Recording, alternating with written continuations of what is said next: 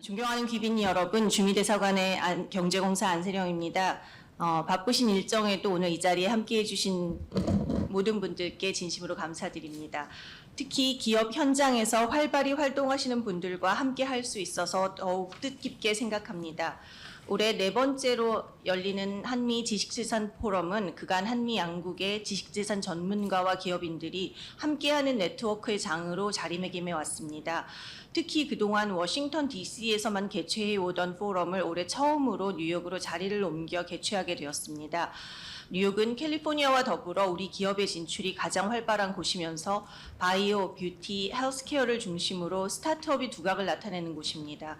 그간 이 지역에서 기업의 지재권 길잡이 역할을 한 IP데스크가 워싱턴 DC의 IP센터로 독립한 이후 다시 뉴욕으로 돌아와 여러분을 뵙게 되니 더욱 감회가 새롭습니다.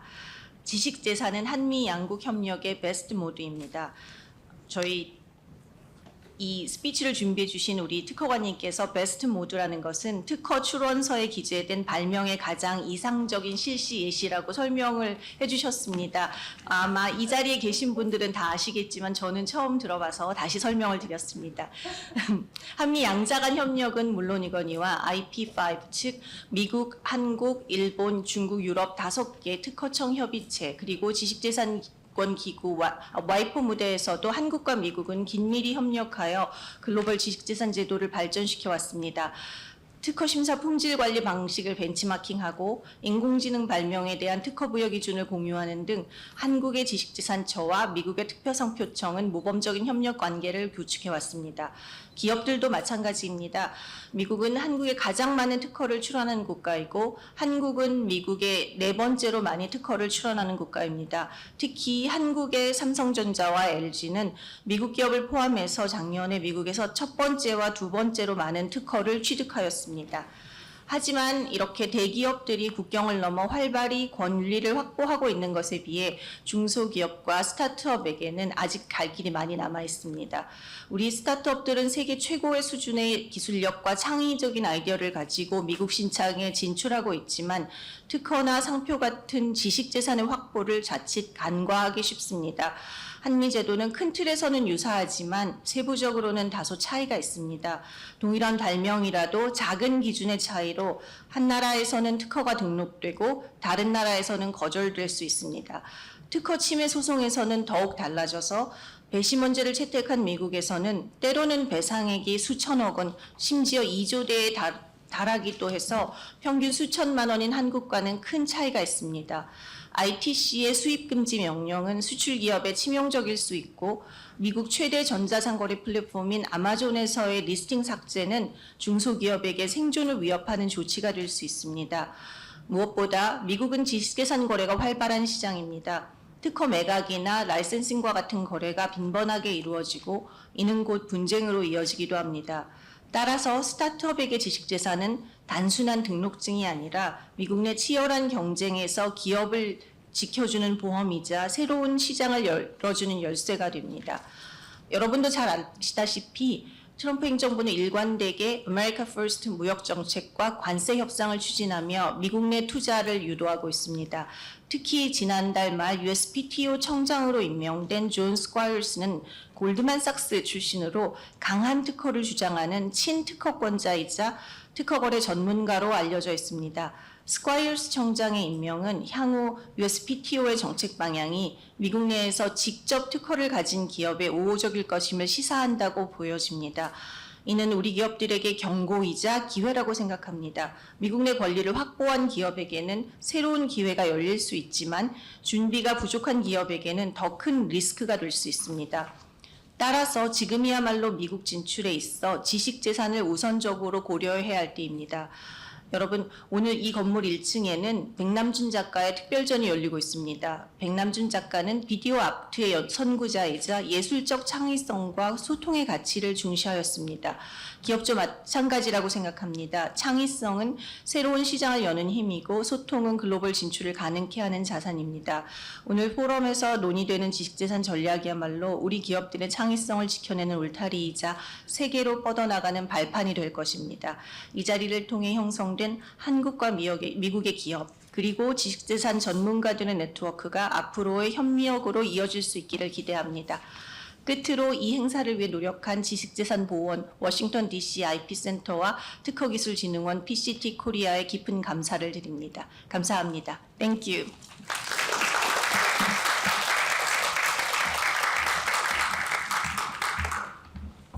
Thank you very much, Minister An. Now, it is my honor to introduce Mr. Charles Kim, who will be joining us virtually. Mr. Kim is the Deputy Commissioner at the U.S. Patent and Trademark Office. He will provide his congratulatory remarks for today's event. Please join me in welcoming Mr. Kim. Good afternoon. My name is Charles Kim, and I am the Deputy Commissioner for Patents at the USPTO. I am honored to have the opportunity to provide congratulatory remarks today.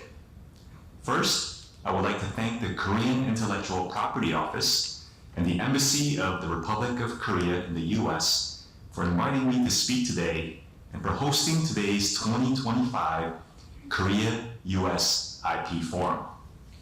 I wish I was able to join you in person today, especially given that the forum is being held at the Korean Cultural Center located in the heart of K-Town, which is where I spent most of my weekends during my college years.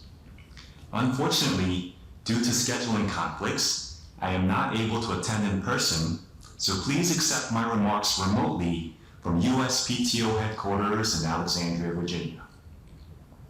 On behalf of the USPTO, congratulations on the 4th year of the Korea-US IP Forum. I remember attending the first Korea-US IP Forum, which was held at a small conference room at National Harbor in Maryland. Looking at today's event and the impressive lineup of speakers, I am happy to see how much the forum has grown and advanced over the years. As you may have heard, John Squires was sworn in last week as the 60th Director of the USPTO. Director Squires has emphasized the importance of a strong, robust, expansive, and resilient IP system. An IP system that forms the backbone of a competitive economy, that helps to foster innovation and commercial ecosystems that contribute to economic growth around the world. An IP system that fuels entrepreneurship by attracting capital, creating jobs, and empowering small businesses to compete, and enabling large enterprises to grow. To illustrate the impact of IP on the U.S. economy, in 2022, our Office of the Chief Economist published a report that found that industries in the U.S. that intensively use IP, that is, industries that leverage utility and design patents, trademarks, or copyrights, these industries account for 41% of domestic economic activity in 2019.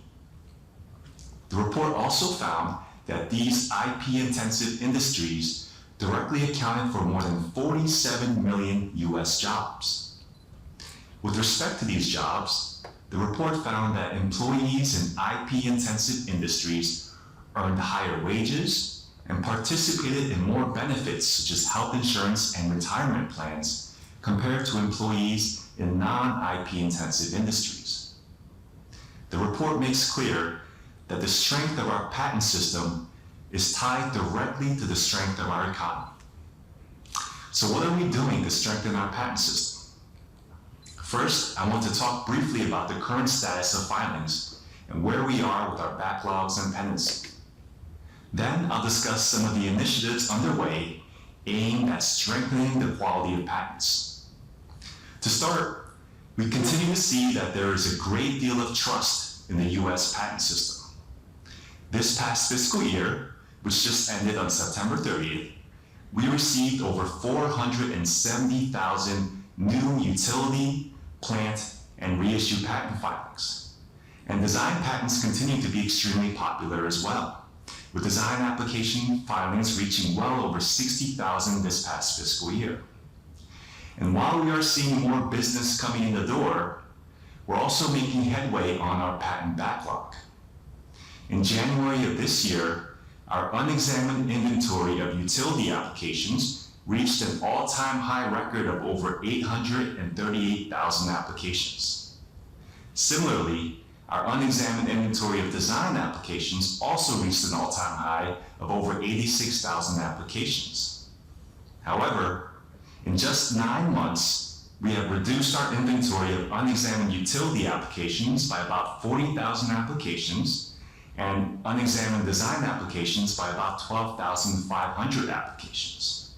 And we were able to make this remarkable progress by optimizing staffing resources, including realigning and refocusing our existing examining firepower, investing in AI-enhanced tools for examination, including AI search tools for both our utility and design examiners, and developing innovative incentives to increase output, such as our Pendency Balance Award, where we had over 4,800 patent examiners and over 500 supervisory patent examiners, or SPEs, participate. Our long-term goal is to reduce our inventory to below 599,000 applications, and to reduce our first action pendency so that when you file a new patent application at the USPTO, you will receive an office action in 12 months. And although we still have a lot of work to do, we will continue to take steps to further reduce our inventory and pendency. And we will do so in a balanced approach to ensure that we maintain and even improve quality. With respect to quality, our statutory compliance metrics, which looks at 35 USC 101, 102, 103, and 112, have improved pretty much across the board compared to last year.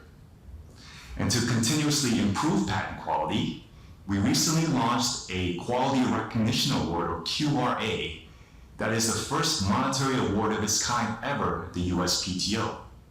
And we expect to give out more than 1,000 awards from just the fourth quarter alone of this past fiscal year. These awards will be given to the best work produced at each art unit, as assessed by our SPEs and our Office of Patent Quality Assurance, or OPQA. In addition, we recently issued a memo to our examiners that provides important reminders with regards to our subject matter eligibility guidance, which is especially relevant for AI and other emerging technologies. And we continue to develop and invest in AI technologies to ensure that our patent examiners have world-class tools to support efficient and high-quality examination. For example, we launched a new AI-powered image search tool called Design Vision that was introduced to our design examiners earlier this year. And we're looking into making this available to our utility examiners as well. Also, we are deploying a new generative AI tool called Scout for use by our USPTO workforce. Scout uses large language models, or LLMs, that integrate our existing databases of patents and trademarks, along with the Manual of Patent Examining Procedure, or MPEP.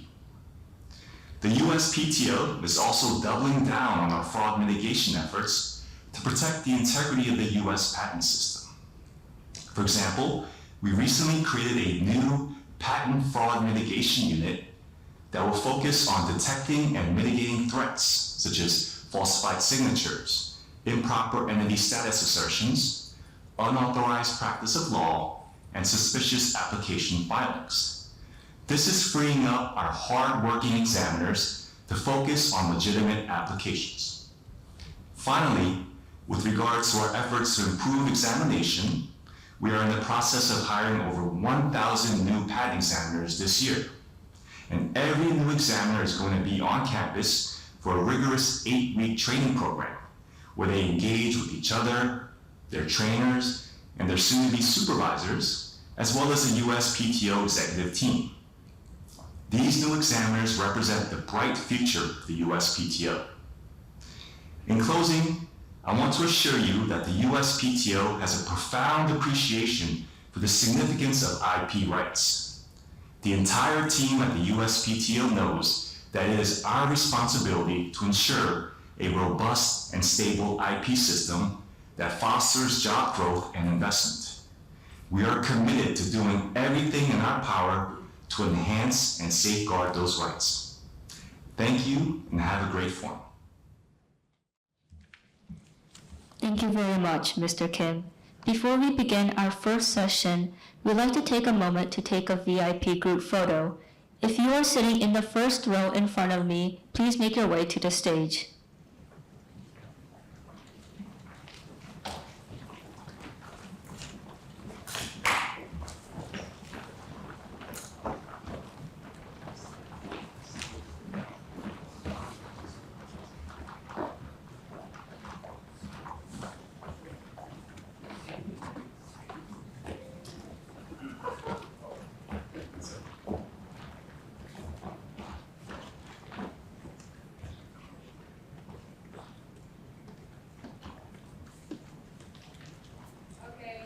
On the count of 3, 1, 2, 3.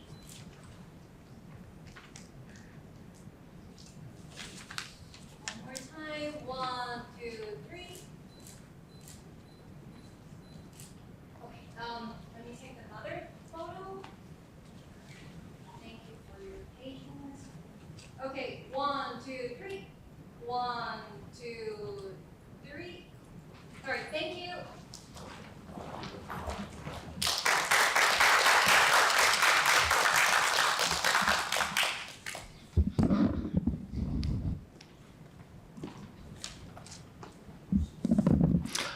안녕하세요.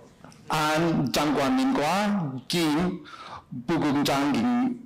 부국장님의 환영과 지속적인 혁신 지원에 감사합니다.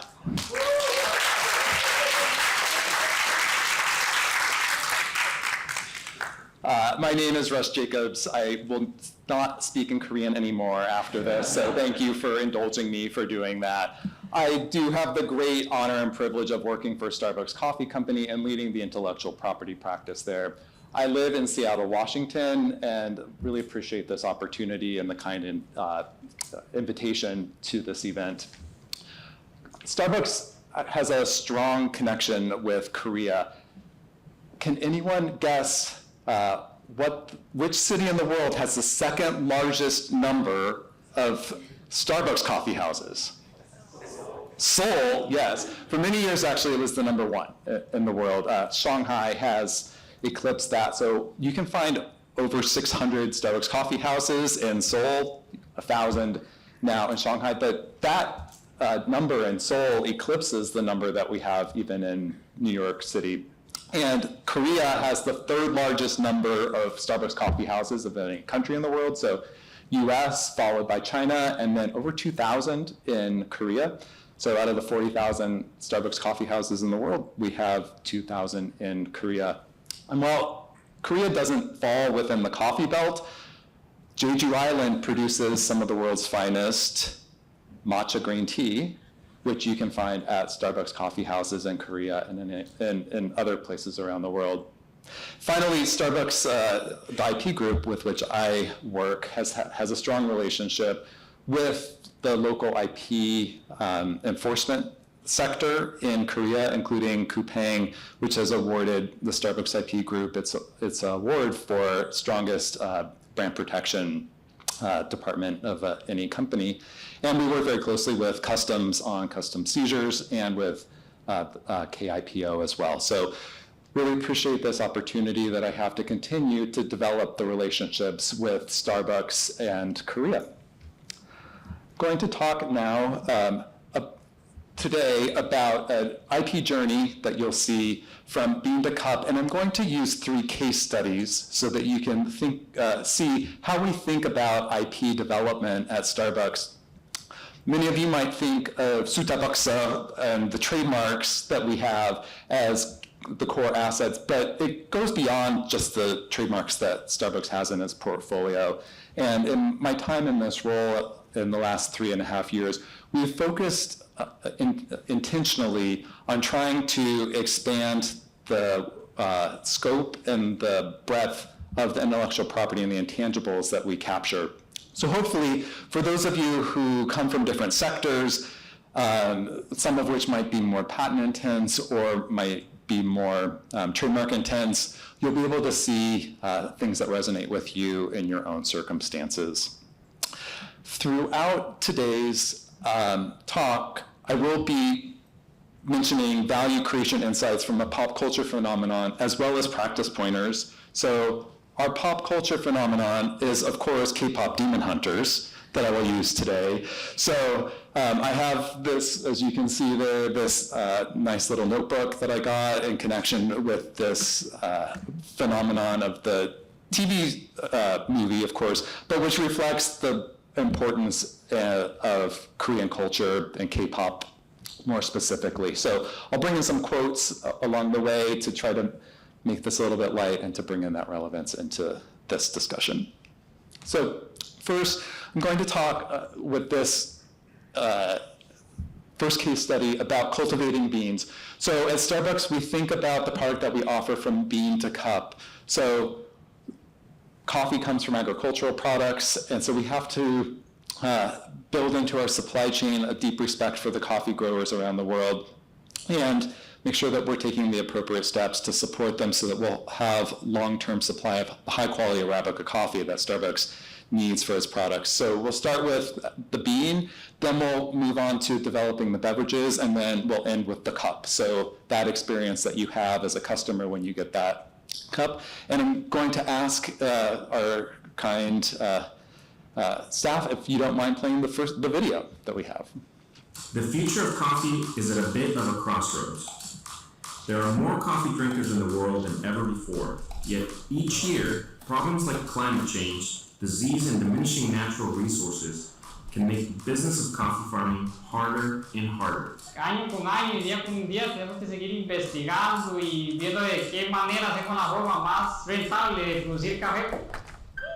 Starbucks purchased Hacienda Alsacia in 2013 to better understand these challenges and to look for solutions. Since then, the farm has become a hub of research and discovery. Discoveries agronomist Carlos Mario hopes will help coffee farmers all over the planet.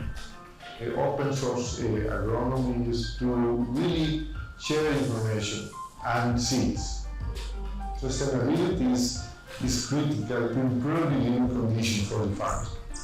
The farm has been putting its own research to work, developing agricultural practices that Victor, the farm manager, says have led to some impressive gains in sustainability and productivity. From the beginning to now, here in Hacienda Alsacia, we are saving 4 times the amount of water. We are saving more than 50% the amount of power, and then having double the coffee production here on the farm.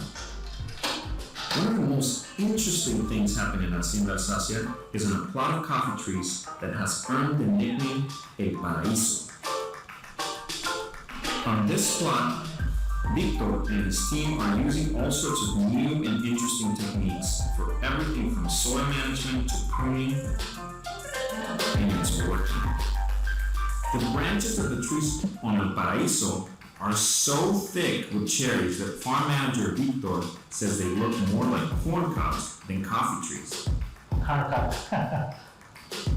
Another interesting thing happening at the farm is science. Lots of science. For years, Carlos Mario has been working to create new coffee tree hybrids that are resistant to some of the devastating side effects of climate change, like the deadly fungus coffee leaf rust. He combines the strongest trees with the most desirable characteristics to create tough little seedlings built for a changing future. But what about other farms and other farmers? Starbucks buys coffee from more than 400,000 farmers in more than 30 countries.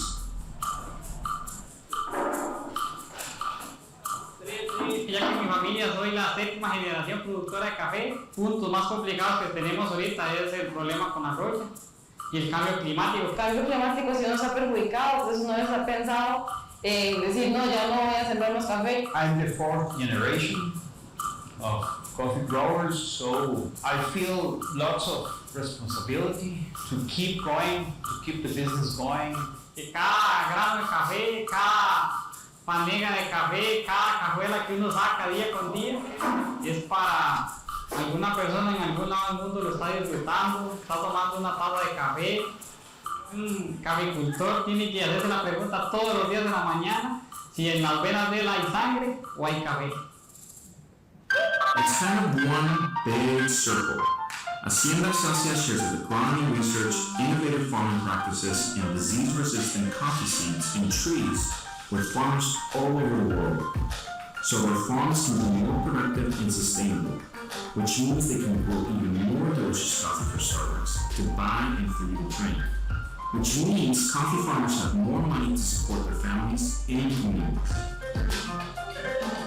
There's a sign on Hacienda Celsia that does a great job of summarizing what all of this means.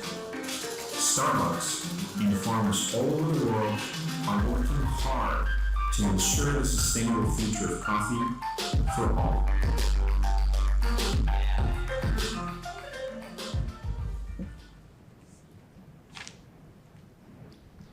Thank you. So I work for a company that has placed this emphasis on scientific investment, on development of new crops, and on those partnerships with the public to share this information. You can see on here a map of the farmer support centers that Starbucks has around the world.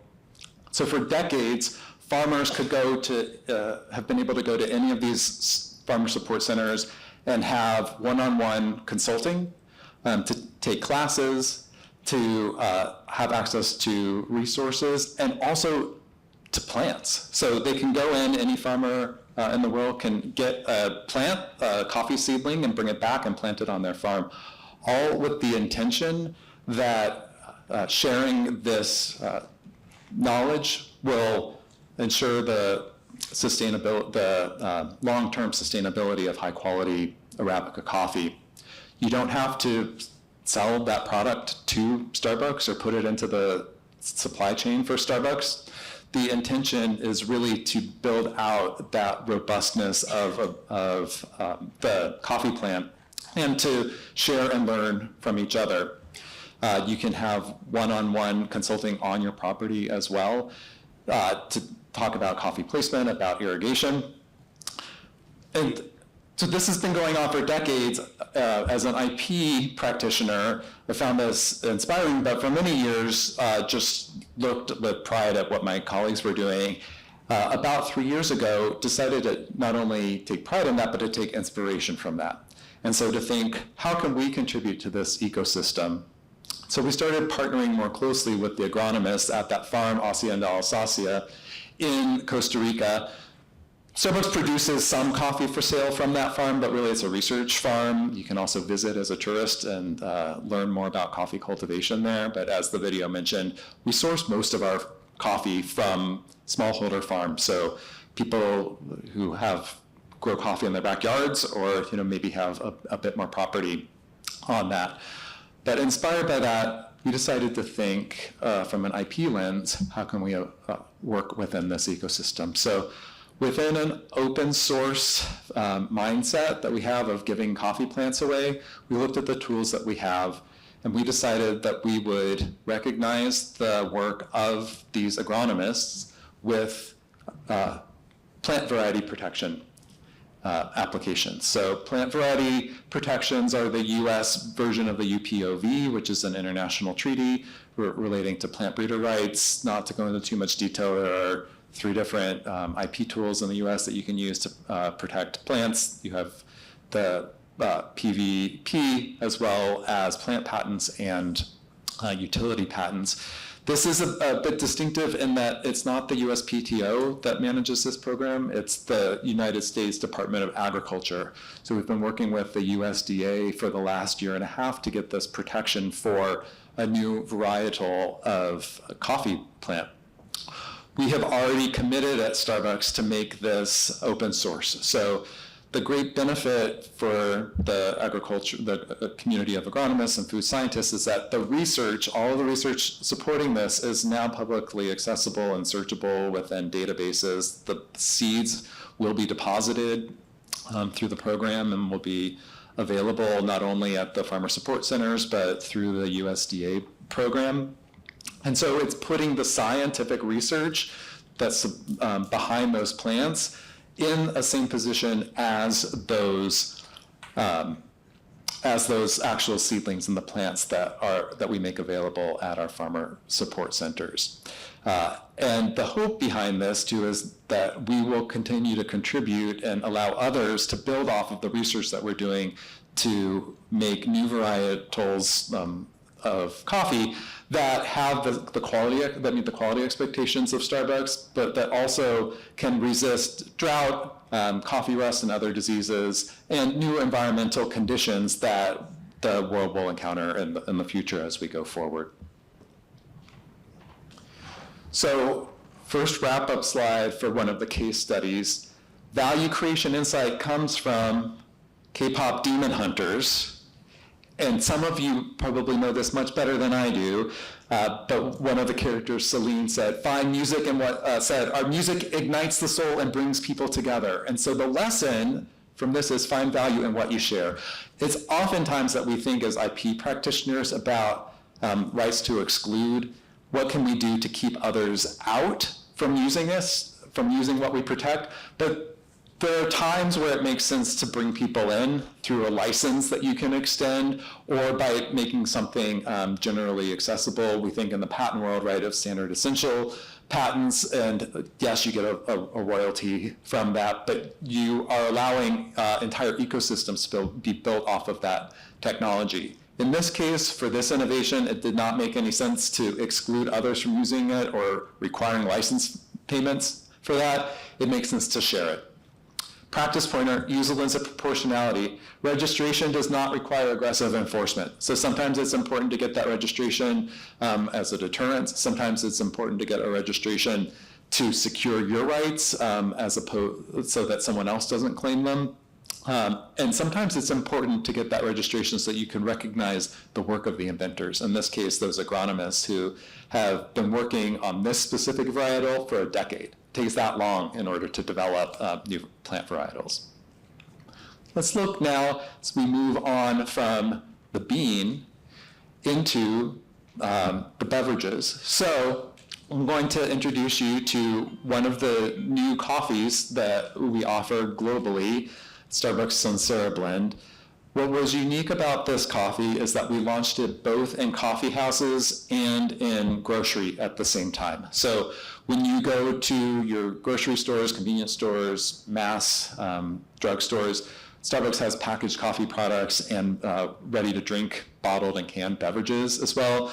Those are distributed through different partners. So I should have mentioned that in Korea, the coffee houses, the Starbucks coffee houses, are all operated by a local Korean entity. Shinsegae has the largest ownership stake in that. But we also have separate relationships in Korea with bottlers and companies to distribute packaged coffee.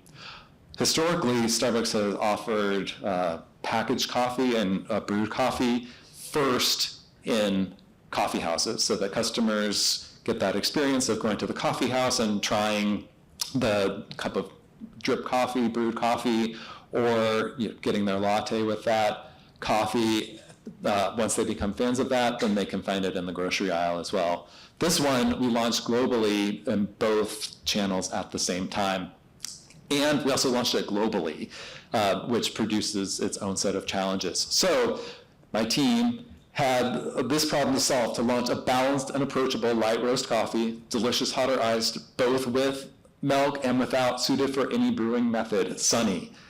That's a pretty tall task. You have to think about your, in creative briefs, your inventor briefs on that you need to have a coffee that works in every brewing method. So every pour over, however machine you're doing it, hot, cold, iced, and Starbucks historically has been known for its darker roast coffees too, but over the last 15 years has really expanded the palette that it offers and that its customers enjoy to lighter roast coffees as well. So Sansera Blend, for someone used to drinking a darker roast coffee at Starbucks, will pop as very bright. It has more fruity notes and will seem like a new way of enjoying Starbucks, I'll say. So how do we get to a global protection for the name? As we think about the work that we have to do with that, my team is very sensitive not only to the legal aspects that come up as you're thinking about a name, but what also are the cultural impacts that it might have, because a word like Sansera, which does not have a meaning in any language as far as we could tell, could still have a negative connotation in some jurisdiction.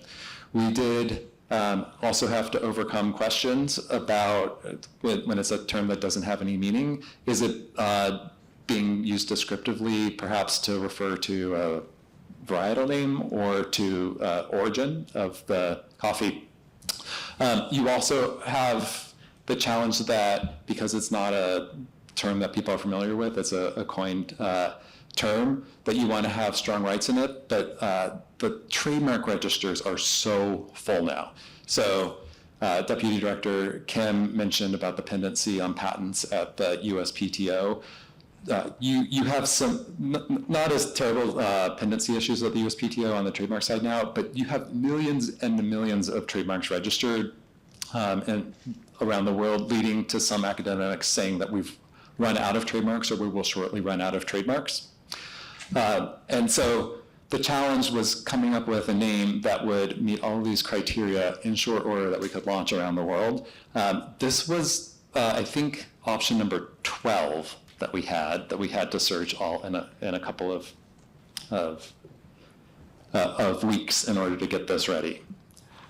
So when you're facing this, what is the value creation insight from it? So capture moments of inspiration, I'd say. So the name Sansera not referring to any particular, not having any meaning in any particular language, and not having any cultural relevance, but being a coined term. Really, one of the product managers came up with this name to express the feeling that someone should get from drinking this coffee. So it's like drinking sunshine and having that experience there. So Celine in K-pop Demon Hunters said, and now that duty falls to you, that victory is within your reach. It is your voices, your song that will create the golden harmony. So this is the rallying cry, the inspiration.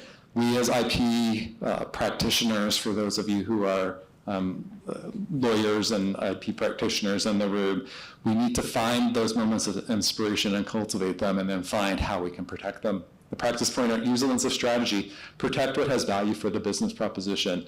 So unlike the first case study, in that first case study, we saw an innovation that Starbucks decided to make available for free, open source, with a open license to people. This is one that we protect. So we have trademark registrations in all of our markets around the world.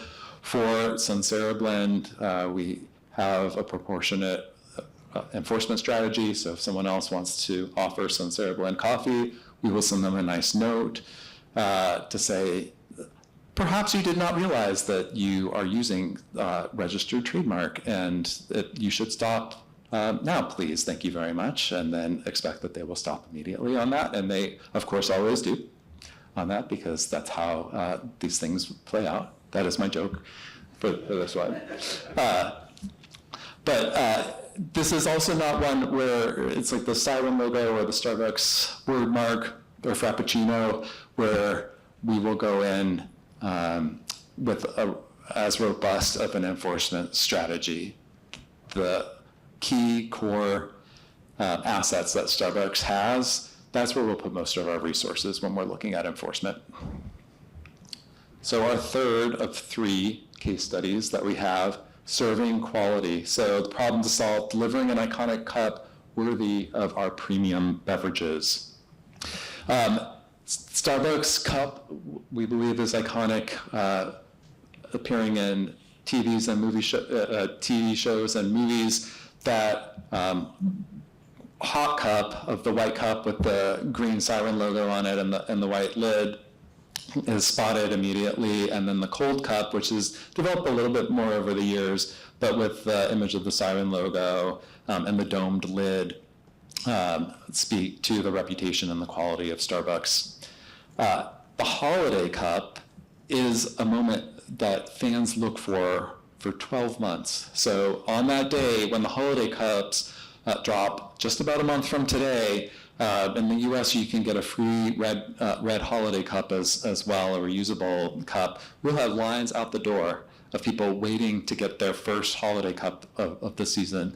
It signals the start of the holiday season for many people because they can get their holiday beverages, so peppermint mocha or the chestnut latte are some of the popular ones that we have now.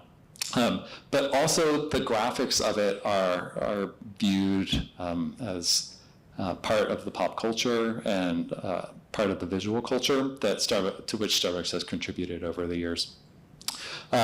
We have new designs every year. Sometimes we just have one, sometimes we have multiple, and sometimes we have crowdsourced one. So 1 year we had customers and the general public submit their designs, and then we were able to put them on the cups, which is great for developing engagement and to be able to highlight those artistic and creative skills that people bring to it. In this one, want to talk about, because we talked about trademarks in the first one, and we talked about plant variety protection in the first one, and then trademarks in the second one. In this one, when we think about the protection of the cups, we have a full suite of IP that we can use in connection with this. So in the middle bottom, that actually is an animation, which is paused here, of an NFT that we released. So Starbucks in the US had an NFT program. Starbucks Korea also had an NFT program as well. This is one that I earned. So it was one where you could get 4 different NFTs, and then using NFT parlance, you burn them. And so with Starbucks, you roast and burn it. So the 4 I burned, and then got this one, which is the highlight of the collection. And that's the cold cup that we have. The lines both indicate the shape and also the elements that we're claiming as protection, and then the 3-dimensionality of it. The challenge that we also have in protecting the cup, as you might imagine, when we have that robust of a system of new cups coming in, so in the holiday season, we might have 12 different cups coming in. We have also lots of innovation in connection with sustainability, so compostable cups that will have different substrates, maybe different lid configurations in order to accommodate our sustainability goals or the local regulations regarding waste disposal on that. So how do we keep on top of all of that and make sure that what we're valuing actually has what we're protecting is what is actually valuable, and working very closely with our vendors to distinguish between what they bring in terms of the development of the new cups versus what Starbucks brings and what Starbucks can own. And so we do spend a lot of time developing those guardrails and those guidelines about what we'll protect and what we'll own in connection with the cup, recognizing the importance of the cup to the customer experience, because that's how you enjoy the beverage. So what is your value creation insight? I'm leaning into Celine a lot from K-pop Demon Hunters. Protecting creations requires hard work. The world will know you as pop stars, but you will be much more than that. You will be hunters. So it's not just enough IP professionals to know your law. You have to know how to hunt demons. Some days it feels like that, right? But no. You bring your legal expertise, but you also have to recognize the business priorities and the value that the business sees in what you're doing.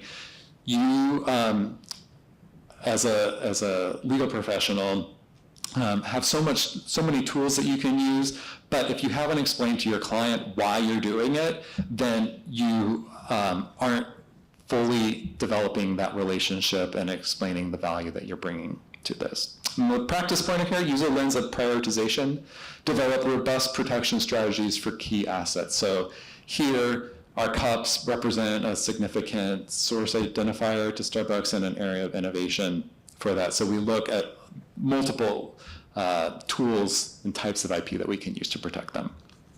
So I have maybe a couple of minutes for questions, and then I'll tell you a little bit about the coffee tasting that we'll do in half an hour. So any questions that people wanted to raise?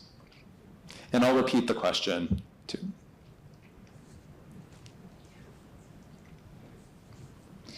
Yes, sir. So I saw the trademark of the cup shape with the green circle. Yes. I was wondering if Starbucks is using the mark.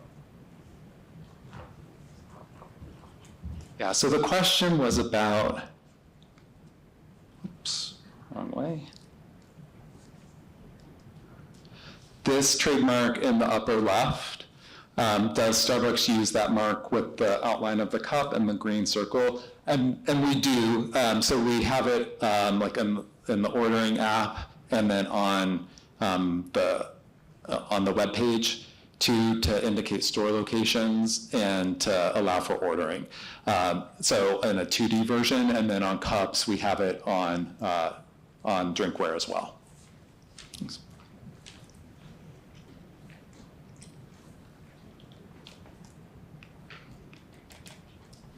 Okay, well, I'll close out. So this is a picture from Hacienda Alsacia in Costa Rica, which we saw in the video. After Dustin's remarks, we'll have a coffee tasting back upstairs that Starbucks is sponsoring. We have a special coffee sourced and available only from the Empire State Building Starbucks Coffee House, located about 5 blocks away from here. It's the Starbucks Reserve Empire State Building Microblend. I'll be there for that tasting. You can also get pins from Starbucks in connection with that. So the ESB microblend comes from Latin America and Africa. It has medium acidity, medium body, uses both the wash and the natural processing methods, and the blending is pre-roast, meaning those beans are coming from multiple places in Latin America and Africa. They are blended together before they go in the roaster. Why we love this coffee? This blend features sun-dried coffees from around the world during their peak of seasonality freshness, with washed coffees creating a one-of-a-kind blend just for the opening of the Empire State Building location. This cup is as luminous and unforgettable as the bright tower lights and sweeping city views. We set out to create a coffee that honors the Empire State Building, the welcoming beacon at the center of so many New York stories. Shining notes of fruit, chocolate, and vanilla unfold in familiar yet eye-opening ways, revealing a flavor profile as perfectly balanced as the architecture that inspired it. We hope each sip reminds you of your time here, the memories you made, and the magic you found. We can't wait to welcome you again to the Empire State Building and to Starbucks. Thank you very much.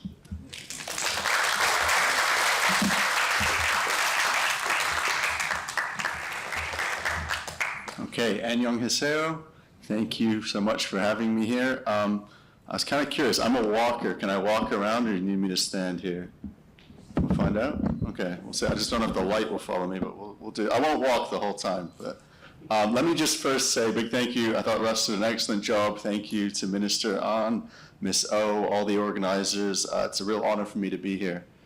I'm going to be talking about design patents. Basically, give you a background. We'll talk about GUIs and modern design protection.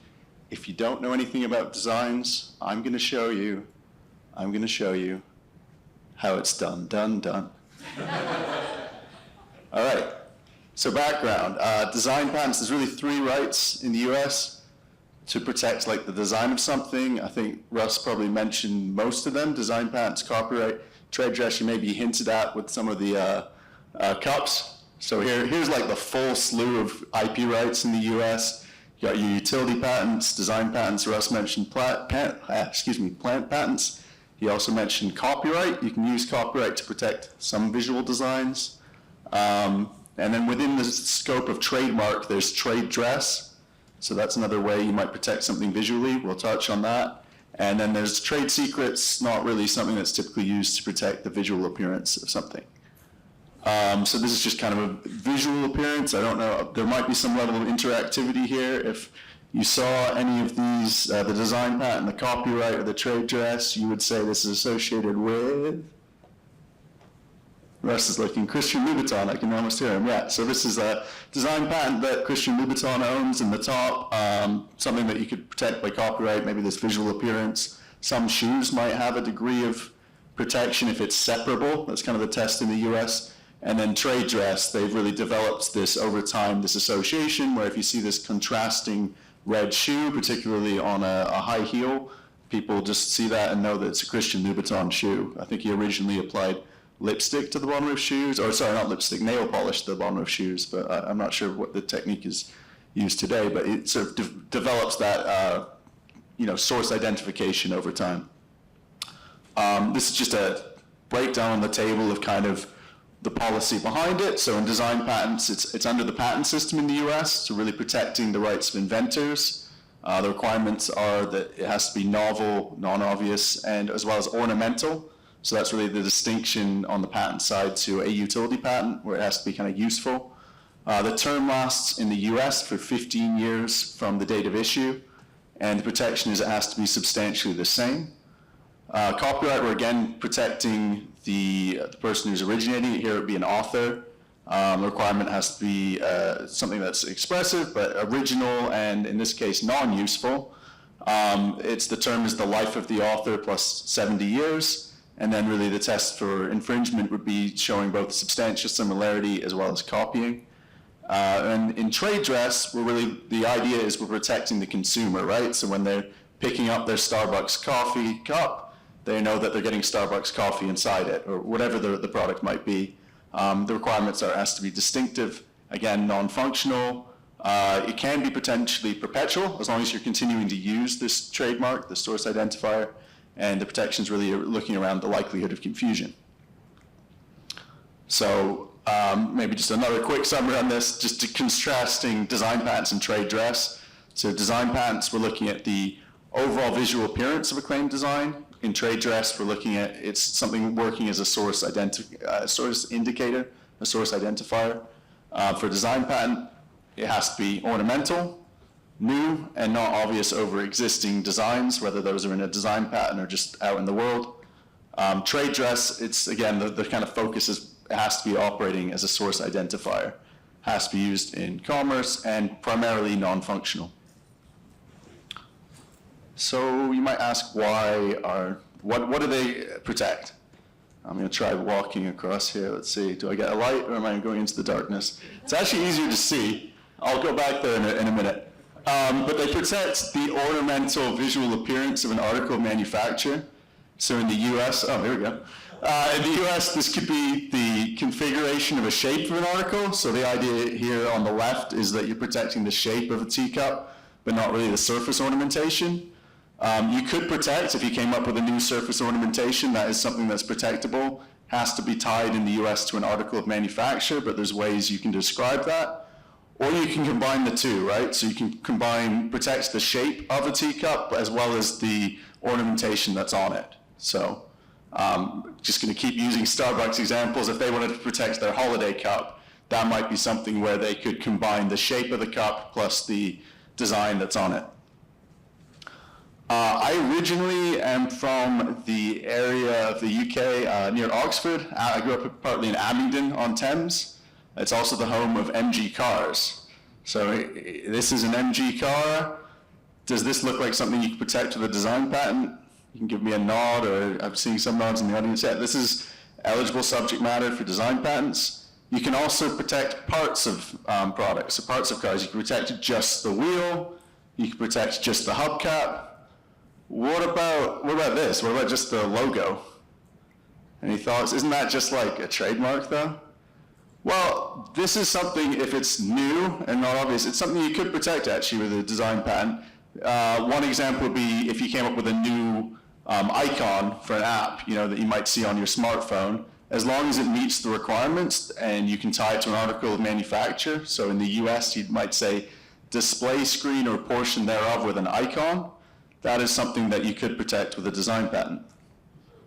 In fact, the first US design patent, if you go way back to number 000001, was issued for a type font. So that was something that is maybe akin to things you might see appear on a phone. The statutory requirement, so it is under the patent system. If you are a patent practitioner in the US and you do a lot of utility patents, you might be used to section 101.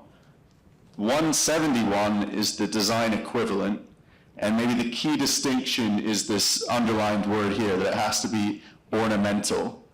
That's great in the abstract. What does ornamental mean? It's basically been judicially interpreted to mean something that is not solely dictated by function. So that's saying, like, if it's only the result of functional considerations, it's not eligible for a design patent. I'm going to walk back across. I'll just keep giving you a heads up. If you come to Chicago, where I now live, we've got this, and you've seen Ferris Bueller's Day Off. You might recognize this portrait here. That is something that's really the realm of copyright, right? It is something that's purely artistic, so it wouldn't be something that's typically be design patentable. On the far end, the other side, I've got the best example I've come up with of something that's purely functional, a ball bearing. There's not really a way you could do it it's a sphere, right, essentially. And design patents really protect anything in between, within reason, between these kind of extremes, right? So they actually do have to have an underlying function, otherwise you're in the realm of copyright. But it can't be purely functional, right? So it can be stuff like watches, purses, a phone, the icons on the phone, or some of the graphical user interfaces, as we talked about, vacuum cleaners, chairs, sports equipment, wheels of a car, many other examples. These are just, examples. The test for design patent infringement. So we're going to keep the learning going. I don't know, this is basically the test, as it's was stated in clear language in Egyptian goddess. You look at the eye, in the eye of an ordinary observer, is the overall appearance of the patented design substantially the same as the overall appearance of the accused design in view of the prior art. We'll come back to this in a minute.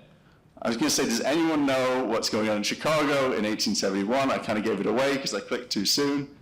Great Chicago Fire. But what else was going on? Maybe here in New York? Gorham versus White. This is like the biggest design patent case to date. It's still the law today. This is where the test for design patent infringement comes from. What was going on here? Gorham had patented handles for spoons and forks. White was accused of infringing the design. Now, when at the trial court and the district court, actually, Mr. Tiffany of Tiffany & Co., he was called as an expert witness. I originally thought he was called to testify the many differences that appear, because there's a number of differences if you zoom in. But actually, he was on the side of Gorham, and he was explaining that sort of the overall appearance of these two designs, although there are differences if you hone in, they're actually substantially similar. And part of the analysis is it's done in view of the prior art. Now, it turns out at the time, the prior art tended to be very heavily ornamented. And so Gorham's design was kind of, at the time, more of a minimalist design. And this is what White was accused of copying. And in that context, the Supreme Court upheld a finding of infringement.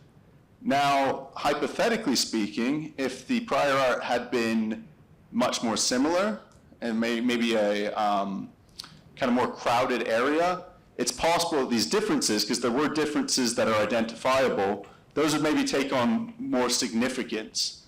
It's not to say that this is means that there definitely would be no infringement. It's just more likely because you've got this prior art that's much more crowded, and these differences tend to take on a greater significance instead of comparing it to these heavily ornamented features. So again, this is the test that we have to this day. It's the overall, you're looking at the overall appearance of the patented design. You're looking for substantial similarity, so it's not complete identity. There's some area there that's not looking for pure knockoffs. And then you're looking at the overall appearance of the accused design, and then you keep in mind what the prior art is. One thing that's important to keep in mind, especially if you have clients, design patents do not protect general concepts. Sometimes you'll get a client that says, hey, Dunstan, I've got the best idea ever. We're going to protect a tea kettle. You love tea. You love what I would call football originally, soccer over here. I've come up with a thing that combines both of them, right? Let's get design patent, here's my designs. We decide to get this design patent, everything that's in solid lines is claimed, right? So the equivalent of utility design. So this is the design maybe they came up with. A few months go by, a few years, someone comes up with, hey, that's my design. It's a tea kettle it combines tea and soccer. Let's get them. Well, it's not the general concept that's protected, right? It's the specific, like what you were claiming here. And a lot of the claimed elements aren't there. Really, the concept's the same, right? It's the tea kettle.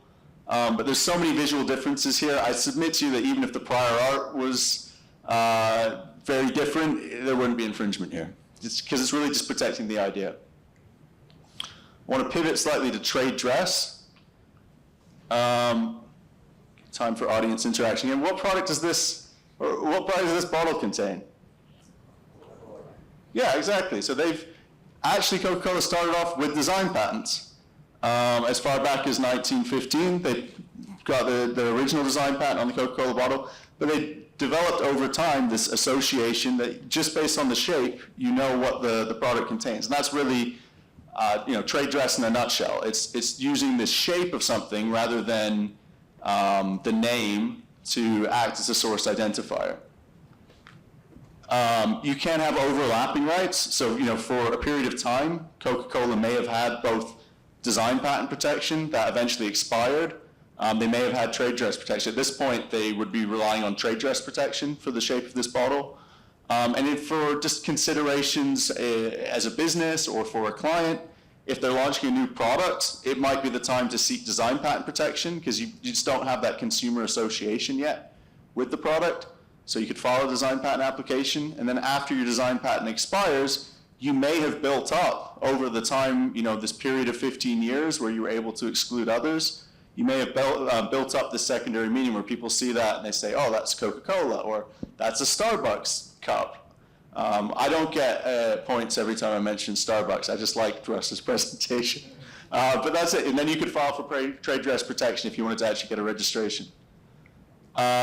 Just as a case example, this was a situation where the patentee had both design patent protection, so the patent's up there, D571672, and they also had trade dress protection on this, and they successfully enforced both, that the court found the design patent was valid and infringed, and they also noted that the design patent was presumptive proof of non-functionality, because there were sort of other ways you could make this. This was a frozen cocktail pouch, and so it was helpful, I think, in this instance for the applicant or the patentee to have both of these rights. We're going to move to graphical user interfaces. I think this is a really kind of exciting area of design law and one that's become increasingly relevant now that everyone pretty much carries around a computer with them that has multiple graphical user interfaces. I don't know that most people are pulling out a command prompt to use their phone.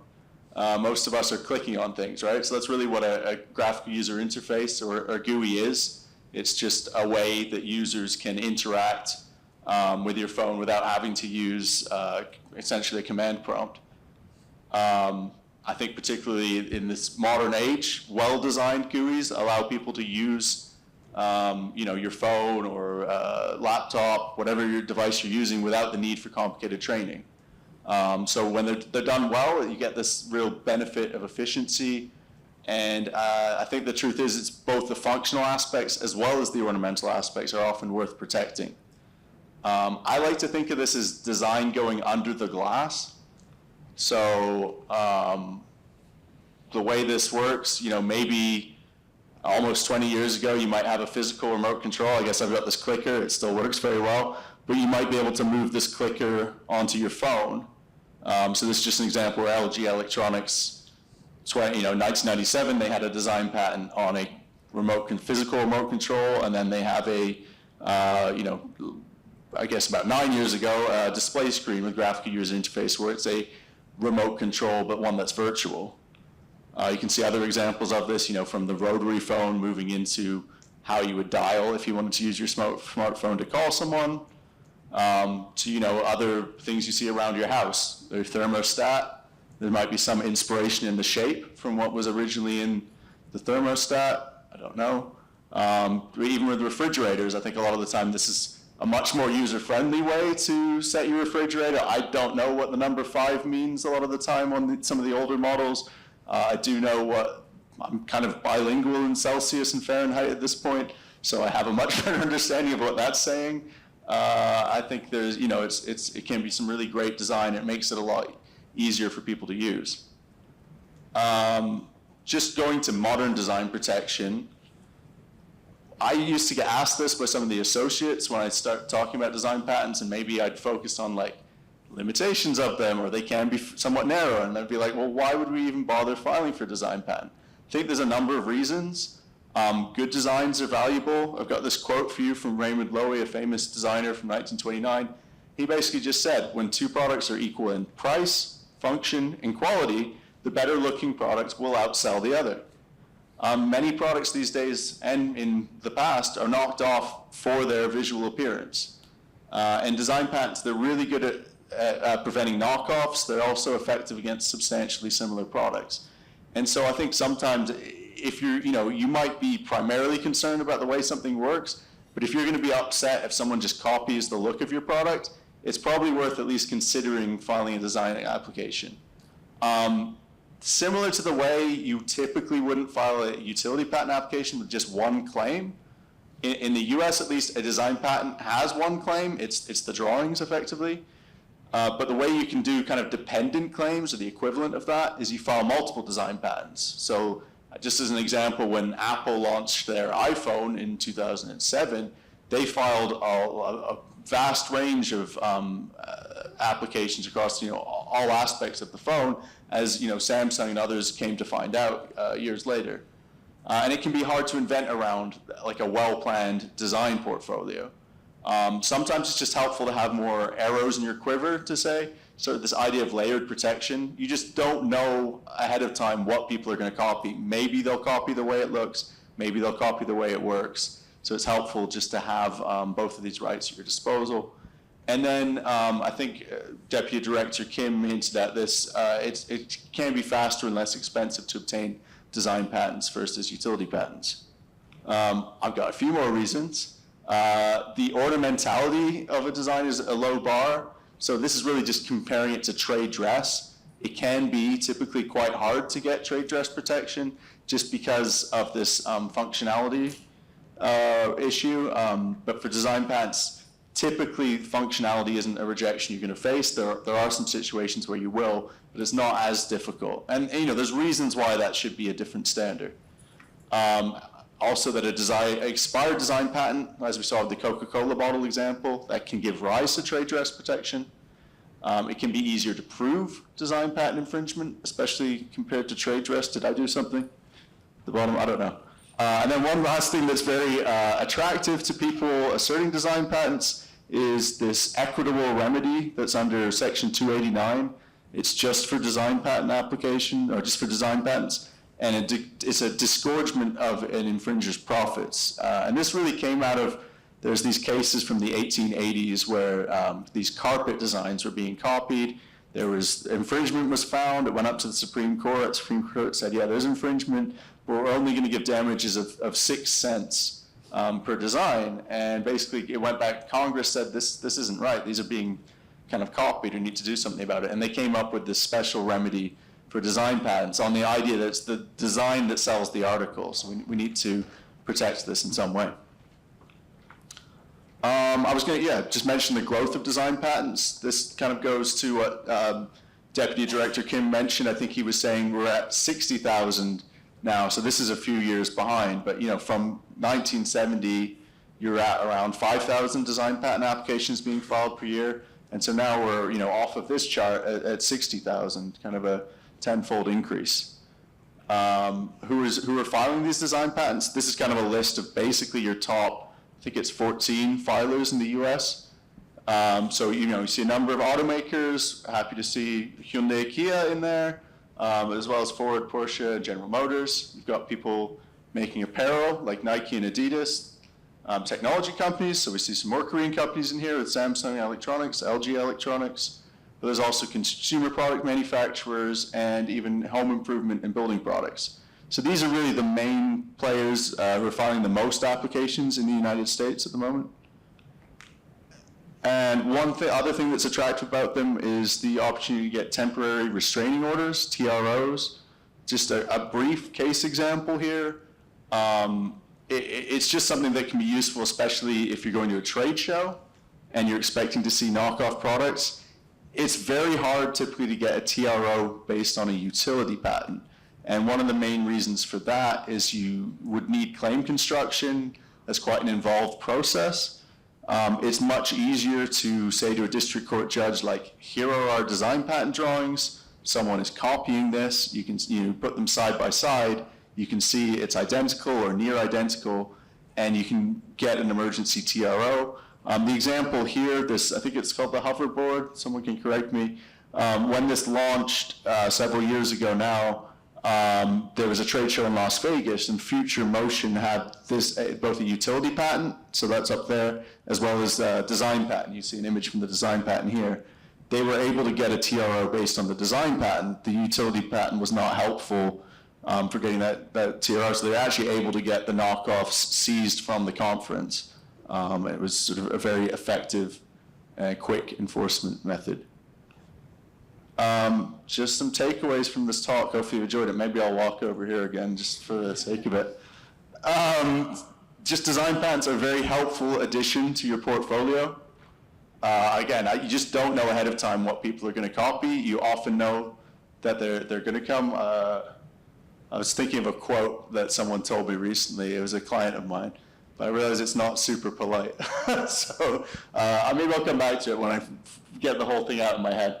But design patents can be obtained not only for physical products, so also for graphical user interfaces.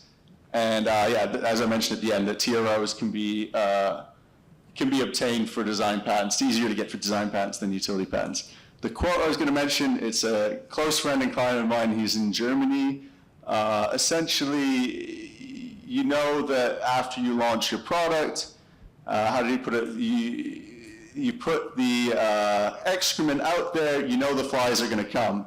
You just don't know what the flies are going to copy. So maybe on that happy note, I'll see if there's any questions, and kamsahamnida.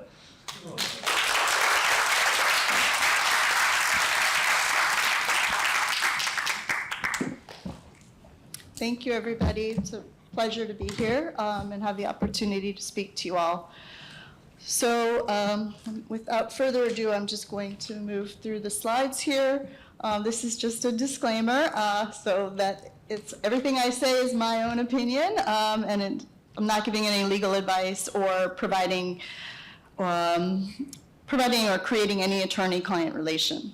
So you've heard a lot today about different aspects of patenting, and I've really enjoyed both of the talks so far. Today I am going to be focusing on aspects of patent prosecution and U.S. law that might be a little bit different than in Korea. I am going to be talking about utility patents. My specialty in my area of where I tend to work is biotech pharma, so it's a little bit different for those of you that are in tech.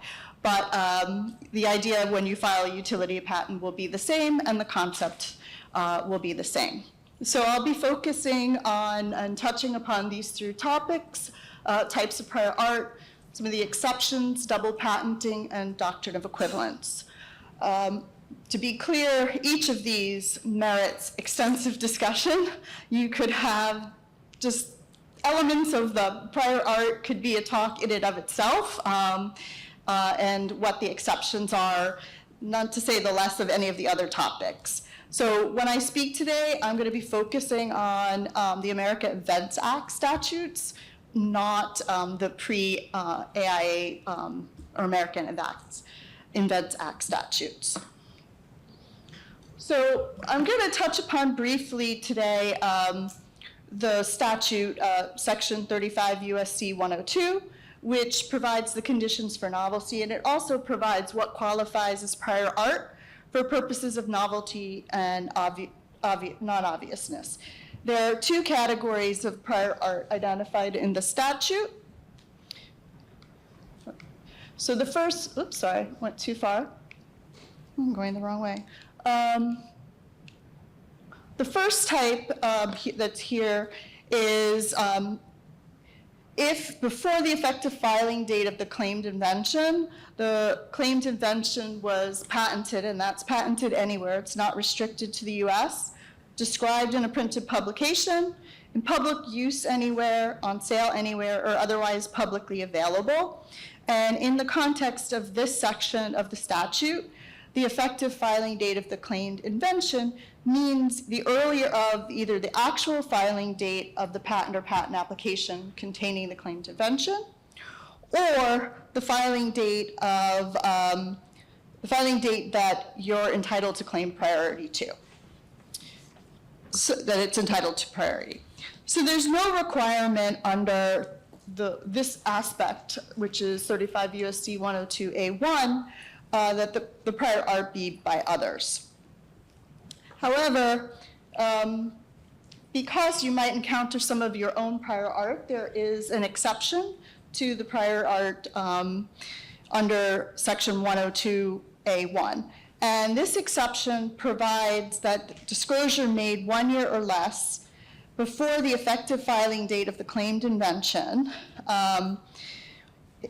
is not prior art if the disclosure originated from an inventor. So specifically, there are two ways. An inventor made the disclosure, or the disclosure was made by another who either directly or indirectly obtained that disclosure from an inventor. Alternatively, the subject matter was disclosed, and before such disclosure, it was publicly disclosed by the inventor. So in other words, prior art that meets these exceptions is not considered prior art, and depending upon the situation, it may be apparent that the disclosure was inventor originated, or an affidavit may need to be filed to demonstrate that the disclosure was inventor originated.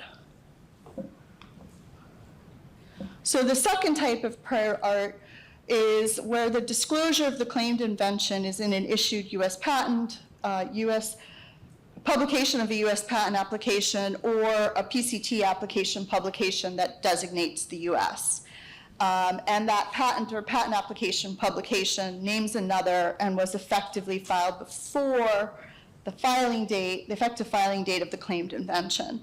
The statute provides that a patent or a patent application shall be considered to be effectively filed with respect to the subject matter described in the application as of either the actual filing date or the date that the patent or patent application is entitled to for the subject matter described. And like the first category of prior art, there's also exceptions that are provided. And here, similar to the first category, there are exceptions for where the prior art was obtained from the inventor. So the first two categories, as you see, is the subject matter was obtained from the inventor, the subject matter was disclosed by the inventor, the subject matter before the subject matter was effectively filed was publicly disclosed again by the inventor or somebody else who obtained that subject matter from the inventor. The third category here is a little bit different, and this is the situation where the disclosed subject matter and the claimed invention, not later than the effective filing date of the claimed invention, were owned by the same person or subject to an obligation for an assignment to the same person. So the first two exceptions on this slide, in that situation, an affidavit or declaration may need to be submitted to demonstrate that the subject matter disclosed originated from the inventor. For the third exception listed on the slide, in that case, the applicant or its representative could make a clear statement that the claimed invention under examination and the subject matter of the patent or patent application publication were owned by the same person, or they were subject to an assignment, an obligation to assign to the same person, not later than the effective filing date of the claimed invention. Now, there are circumstances in the US where both these categories, so 102A1 and A2, are cited for prior art. So, keep that in mind. This is a little bit different in terms of the categorization, I think, than some of the things that you might encounter in Korea. So, just before I conclude this, the third element that I mentioned on the previous slide, that third exception, also encompasses the situation where there's an artificial consideration that it's owned by the same person.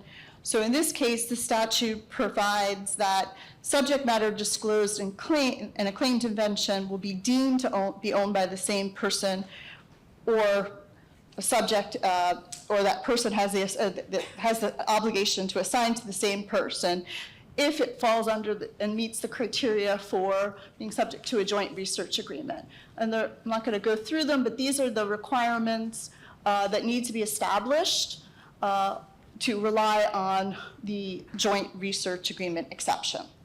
So it's really important to keep in mind the disclosures that qualify as prior art in the US when considering your filing strategy, and if you will be able to potentially rely on one of the exceptions and remove what would otherwise be considered prior art, so that you are able to obtain your patent and overcome any novelty or obviousness rejections. The next thing I'm going to talk about briefly today is double patenting.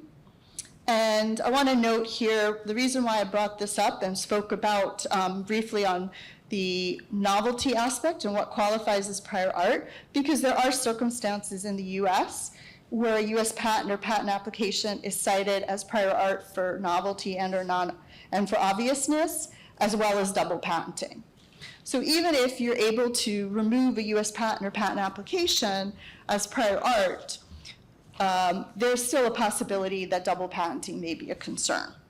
And there are two types of double patenting in the US. There's statutory and non-statutory double patenting. The last one sometimes you'll hear is referred to as obviousness type double patenting. The rationale for double patenting is to prevent unjustified extension of patent exclusivity beyond the term of the patent by obtaining two or more patents directed to the same subject matter or subject matter that is not patentably distinct. Statutory double patenting, on the slide as you'll see to the left, is the situation where a claim in a US patent or patent application and a claim in a reference US patent or patent application are directed to identical subject matter. And the basis for statutory double patenting stems from 35 U.S.C. Section 101. The other type of double patenting, non-statutory double patenting, is where the subject matter of a claim in a U.S. patent or patent application is different but not patentably distinct from the subject matter claimed in a reference patent or patent application, because it's either anticipated by or would have been obvious over a claim in the reference patent or patent application.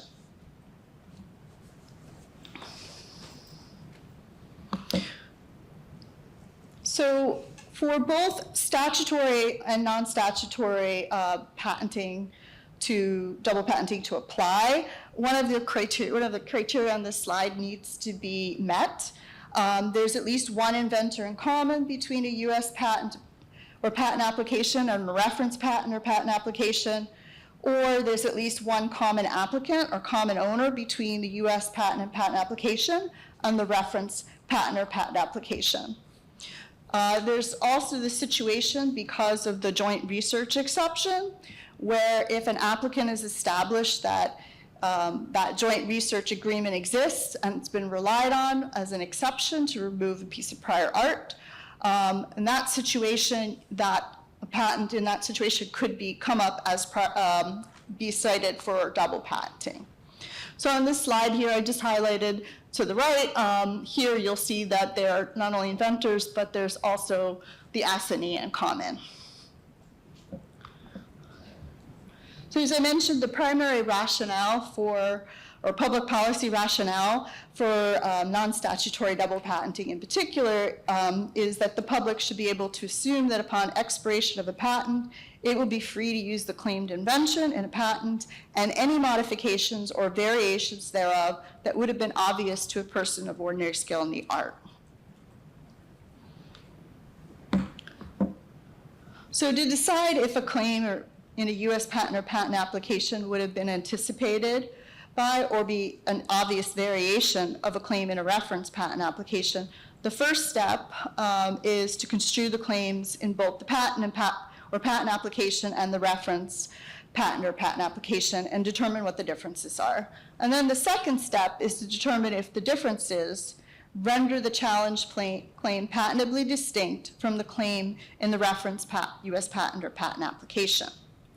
When determining whether an invention in a U.S. patent or patent application would have been anticipated or is an obvious variation of the invention of a claim in a reference U.S. patent or patent application, the reference patent or patent application may not be used as prior art.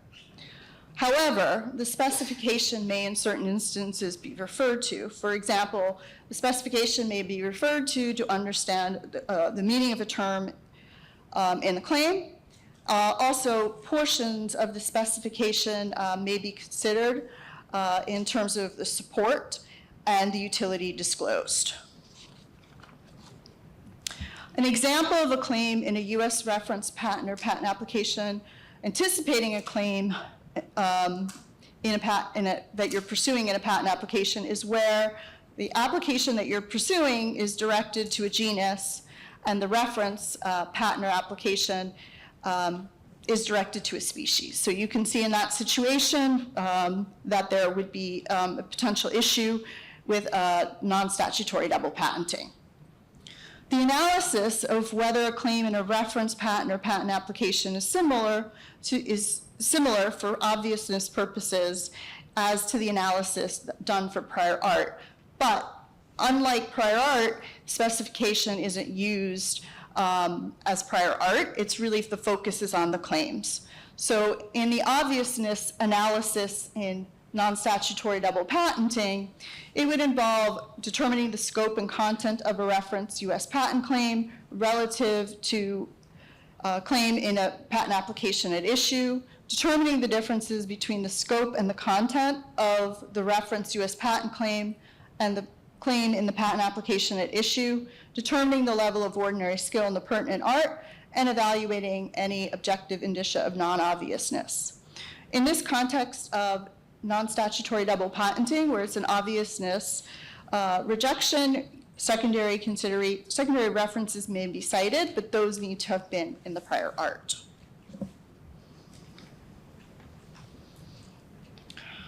So there are various options for overcoming a double patenting rejection during examination by the U.S. Patent and Trademark Office. To overcome a statutory double patenting rejections, the claims may be canceled or amended, and arguments may be submitted. Unlike in the context of a non-statutory double patenting rejection, terminal disclaimer cannot be used to overcome a statutory double patenting rejection. In the context of non-statutory double patenting, you can submit arguments that the reference patent or patent application is an improper reference. You can submit arguments that the claim of the reference patent or patent application wouldn't anticipate or render obvious the claim at issue. You can also argue that the claim, say if you have a divisional application, you could argue that the claim is entitled to what they call safe harbor or immunization from double patenting because the Patent Office found that the subject matter of the claims was directed to a different invention, required election of one of the inventions, and the non-elected subject matter of the claims was properly pursued in a divisional. You can also make claim amendments in response to a non-statutory double patenting, and a terminal disclaimer may be filed.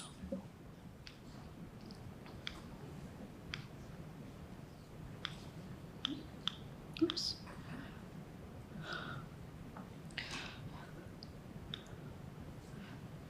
Okay, went too far again. So this quickly I'll just touch upon. This is just a little bit more information, again, in the context of non-statutory double patenting.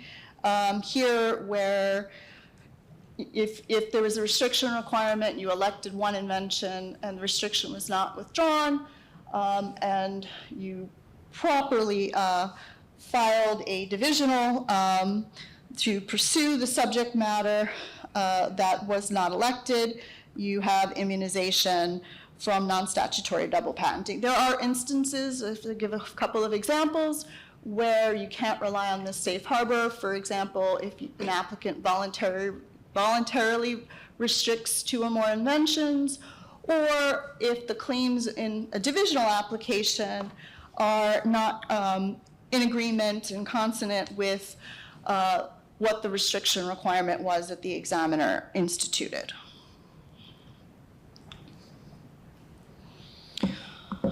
So focusing on the terminal disclaimer way to overcome a non-statutory double patenting rejection, in order to file a terminal disclaimer, the patent application at issue and the reference patent or patent application that forms the basis for the non-statutory double patenting rejection needs to be commonly owned, which means they're either wholly or entirely owned by the same person or people, or organization or organizations.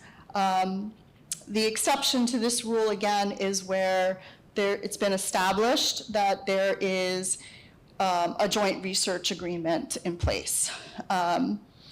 So what do you need in a terminal disclaimer? So a terminal disclaimer is where you disclaim the terminal portion of a given patent or patent issuing from a given patent application so as not to extend the term of the patent beyond the term of the reference patent. That is the basis for the non-statutory double patenting. So if a patent issuing from a patent application under examination has an expected expiration date of January 1st, 2031, and the patent owner files a disclaimer over a reference patent with an expiration date of June 1st, 2029, the expiration date of the patent issuing from the application under examination will expire on June 1st, 2029. Thus, patent term loss is a consideration, and it's especially important in the context of biotech pharma. So you want to be very careful with the terminal disclaimers that you file. The terminal disclaimer operates with respect to all the claims in a given patent, and a terminal disclaimer needs to include a provision that the patent shall be enforceable for and during the period that the patent is commonly owned with the reference patent or patent application that is the basis for the non-statutory double patenting. In other words, the patent ceases to be enforceable if it ceases to be commonly owned with the reference patent.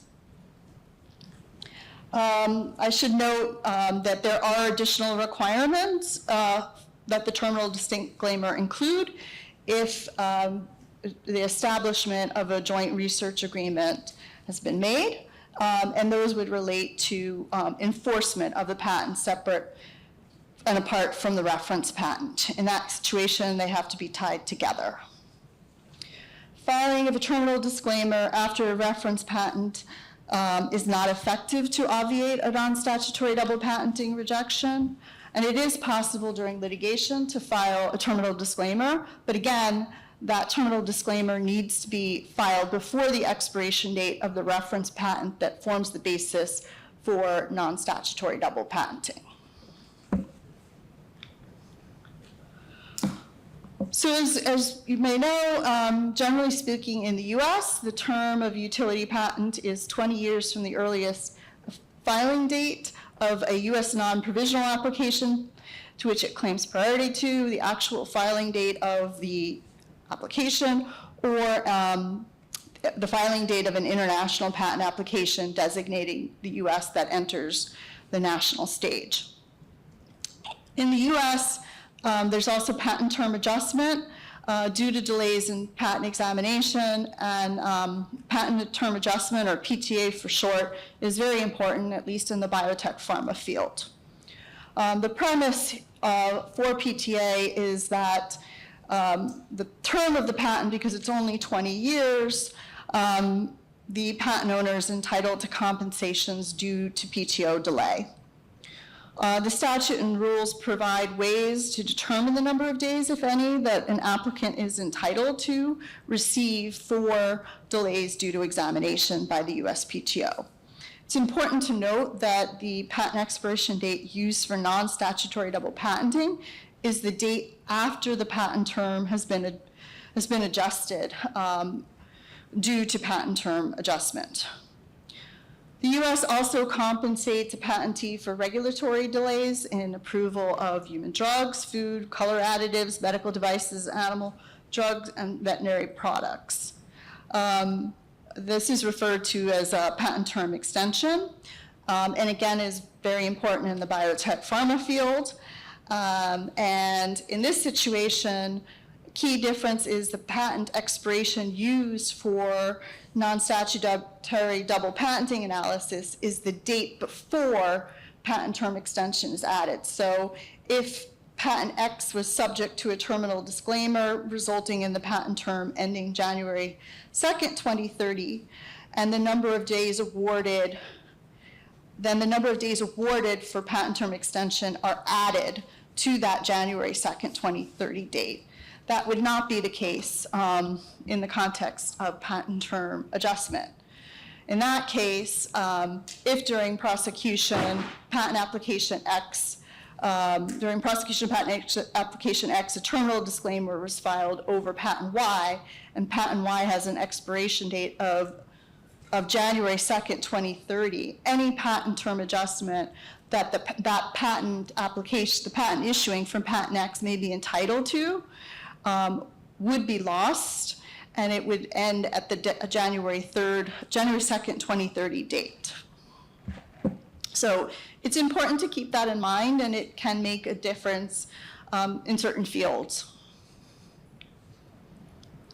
So this, I'm not going to go into in great detail here, but it's relatively recent case. And the concept here is that you have the challenge patent in the same family, which was filed before the reference patent, and the challenge patent had patent term adjustment, and those reference patents were being used in the litigation to say that the claims, that there was non-statutory double patenting in view of those two reference patents.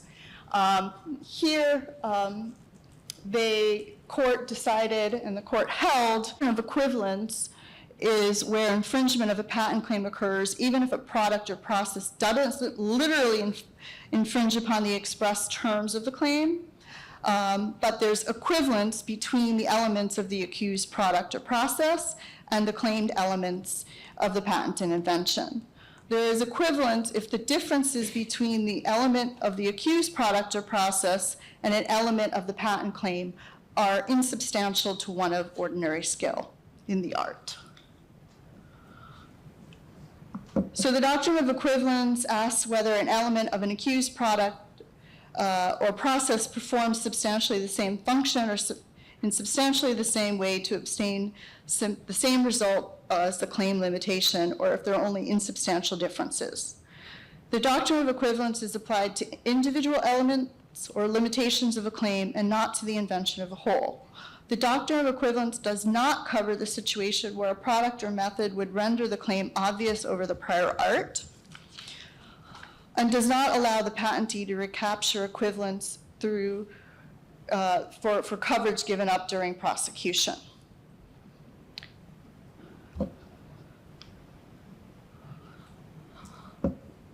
So prosecution estoppel provides a legal limitation on the application of the doctrine of equivalence by excluding subject matter surrendered during prosecution. The rationale for this prosecution history estoppel is to provide notice for the public and protect the public based upon their reliance of that disclaimer.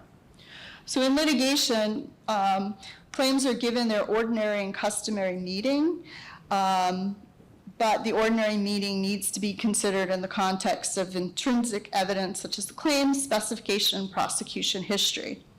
The prosecution history may demonstrate how the inventor understood the invention and whether the inventor limited the invention in the course of prosecution, making the claim scope narrower than it otherwise would be. For example, a narrowing amendment made to satisfy a requirement of patentability may give rise to estoppel. Also, arguments made during prosecution to overcome, say, for example, a piece of prior art could lead to narrowing of the interpretation of the claim. A patentee, though, in this situation will only be bound by this disavowal if it is clear and unmistakable. So that really touched on a number of topics at a very high level. Some things that I wanted to tell you to take away from is, and I've highlighted here, I haven't talked about translations yet, but I know, having worked recently on some prosecution with a Korean company, that there are differences and difficulties in translating from Korean to English. For example, I understand there's no differentiation between singular and plural in Korean, but there is in English.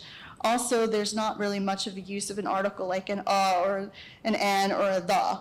And these differences can make a huge difference in terms of construing the claims. So I would encourage you to really take advantage of the time you have to get the translation done early. And make sure that you faithfully review it and do not add subject matter that wasn't in the original application. Also, just want to point out in some of the things that I mentioned, filing strategy, keep in mind the types of prior art that are available, and keep in mind double patenting when you're deciding on your filing strategy. Claiming strategy, double patenting is really important. Keep that in mind. Consider if you're going to potentially rely, or if there's a joint research agreement in place, what applications or patents you have in other families. Also, be very mindful of amendments and statements that you make during prosecution in order to avoid prosecution history estoppel. Thank you for your attention, and feel free to reach out to me if you have any questions. Appreciate your time.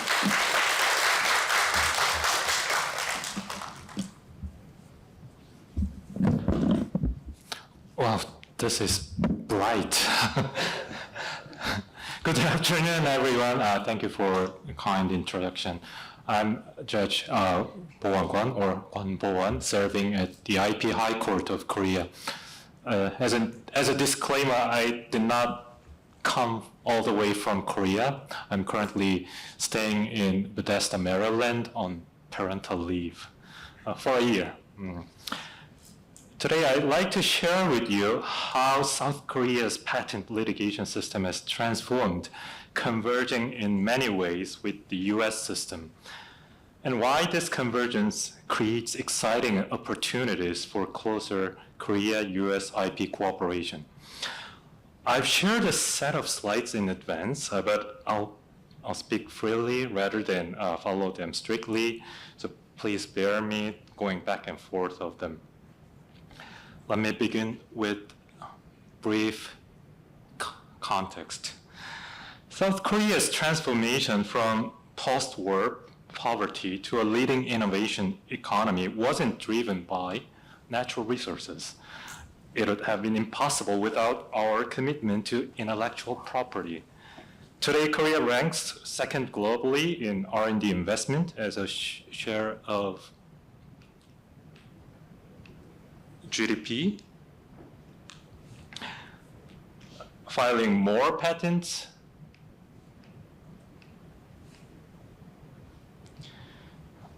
than larger economies.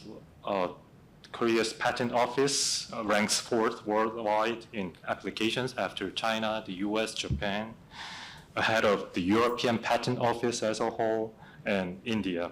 Even for international applications by origin, Korea ranks fourth again, surpassing Germany, Switzerland, and the UK.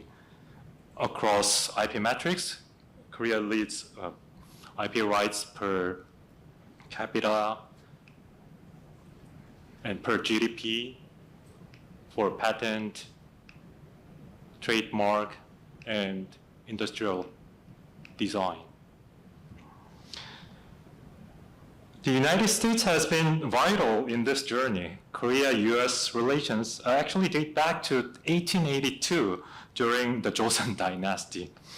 The old Korean legation in DC is beautifully preserved and worth a visit. It's at the Logan Circle in DC. During the Korean War, with American leadership and support from many nations, we defended our freedom. Now we are economically intertwined.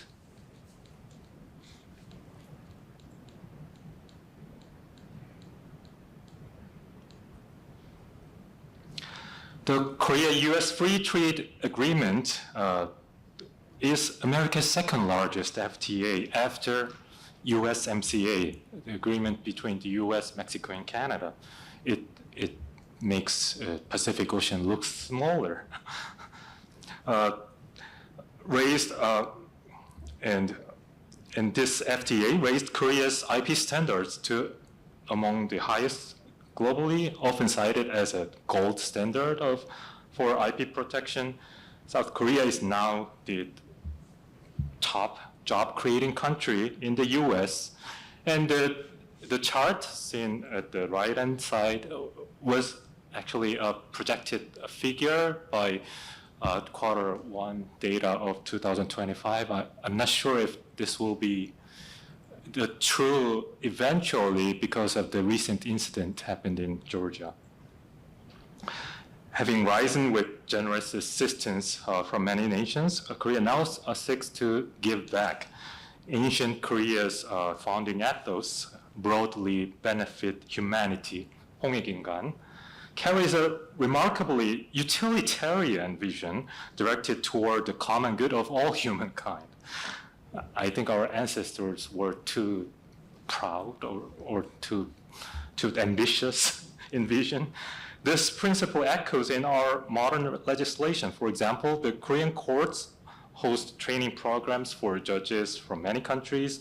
I have also had opportunities to lecture judges and justices from developing nations on IP protection and judicial digitalization, sharing our beliefs that these are powerful engines for growth, access to justice, and so on. Korea is committed to broadening this vision, which we share with the United States, together with partners around the world.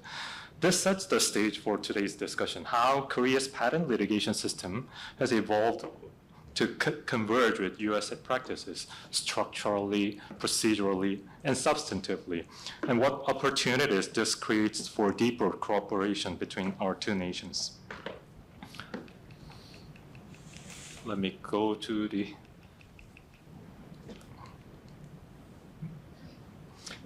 Now, let me turn to the structure of Korea's litigation system and how it differs from and yet increasingly resembles the U.S. approach.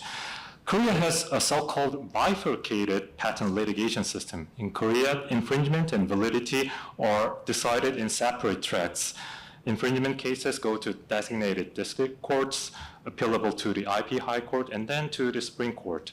Validity challenges are handled by the IP Trial and Appeal Board at the Ministry of Intellectual Property, with appeals going to the same IP High Court and Supreme Court.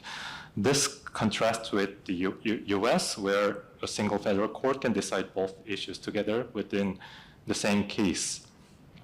Each system has its pros and cons. Bifurcation allows separate, focused proceedings, but carries some risk of inconsistency. But Korean courts have developed a safeguard relying on a doctrine of abuse of right, which refuses enforcement of rights if it's clear and evident that certain right will be invalidated. Having looked at the structural framework, let me add one more thing. Korean trials are relatively more judge-driven, but we are getting closer to adversarial system. I'd like to discuss how our procedures themselves are evolving, how we are blending our civil law traditions with common law practices. Despite its civil law origins, Korea's litigation procedure has been gradually incorporating adversarial, common law, directed fact-finding. This is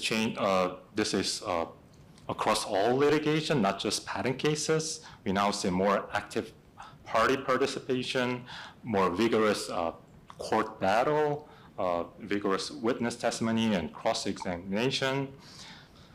Evidence gathering shows a notable convergence with US practice as well. While we don't have broad American-style discovery, no formal depositions or extensive document requests across entire issues, recent reforms have expanded court-supervised evidence collection. Korean courts order document production, and if a party unjustifiably refuses, the court may accept the opposing party's assertion as valid.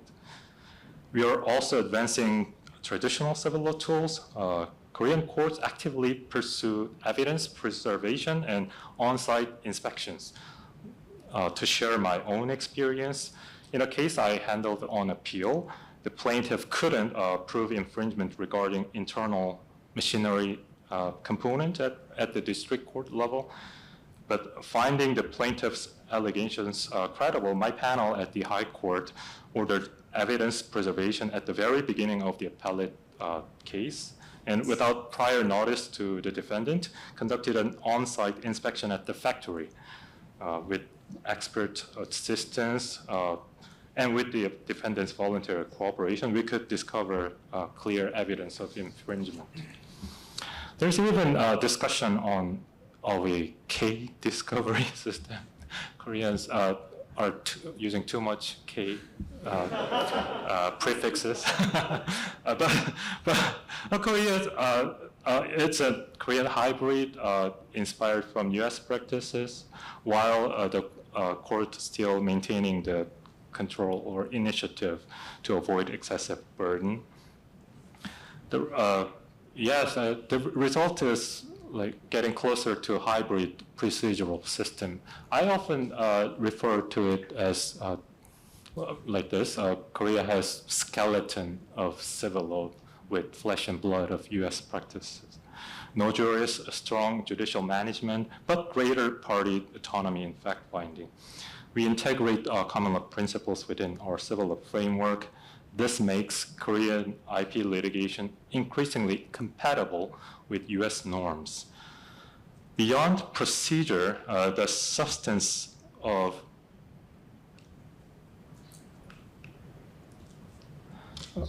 Korean IP law itself has been converging with US principles on many fronts. Let me walk you through several key areas where this convergence is most visible. First, patentability standards. Korea's inventive step requirement closely parallels the US non-obviousness standard. My fellow judges at the IP High Court frequently refer to foreign case law, including US decisions, and sometimes even cite them in our opinions. We not only consume huge amount of Starbucks coffee, but also we regularly study and read foreign cases together. And I still join them remotely while I'm here in the US. Second, the doctrine of equivalence, which Jennifer just kindly explained to us. Like the United States, Korea follows a peripheral claiming approach based on claim language, but in applying this approach, Korean courts tend to place greater emphasis on the overall purpose and effect of the invention, considering the broad context rather than analyzing individual elements in isolation. That said, Korean courts have adopted key US-style limitations, notably prosecution history estoppel and the prior art bar.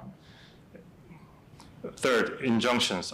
Traditionally, Korean injunctions were granted almost automatically, a feature long regarded as a hallmark of strong IP protection.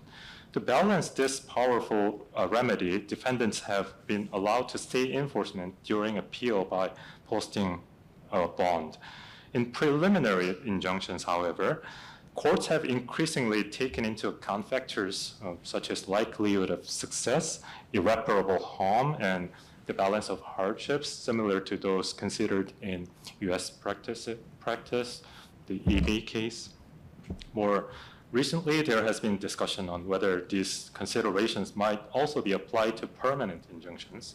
Korean judges are likewise exploring the idea of introducing proportionality checks in line with recent German and European trends. Fourth, punitive damages. Korea has dramatically strengthened damages for IP infringement. In 2019, we introduced up to treble damages for willful infringement. As of July 2025, this was raised to up to quintuple damages, signaling our strong commitment to deter intentional IP theft. At this point, I want to correct a common misunderstanding of Korea's damages, Korean court damages. It may appear small because we allow so-called partial claim. The core of this is the parties can choose to partially claim their amount, which means they can allege for just legal issues for that case. And after they get the result from the court, they can extend their, they can claim for the remaining amount or later in separate case or perhaps in settlement procedure. This has become common practice because our court fee is almost proportional to how much they claim. So parties use this partial claim as a leverage to get the result first. Perhaps this can be a thing which parties and litigants can use creatively and strategically. So it might, on its face, it might seem small in amount, but it doesn't convey the whole story. And yeah, these examples show how Korea's IP regime has become a true hybrid, combining civil law clarity with common law flexibility.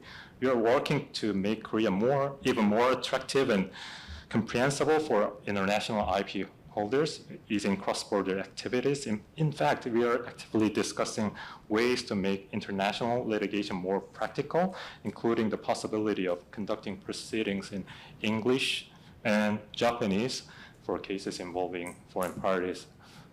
Welcome again, Akaki-san. I wanted to go through how Korea's FTA transformed Korean IP law to just briefly highlight the features. For patents, Korea adopted a 12-month grace period and introduced a system for patent term adjustment to compensate for examination days. Perhaps most significantly, Korea established a pharmaceutical patent linkage system. Our green list functions much like the FDA's Orange Book, similar to the US Hatch-Waxman framework.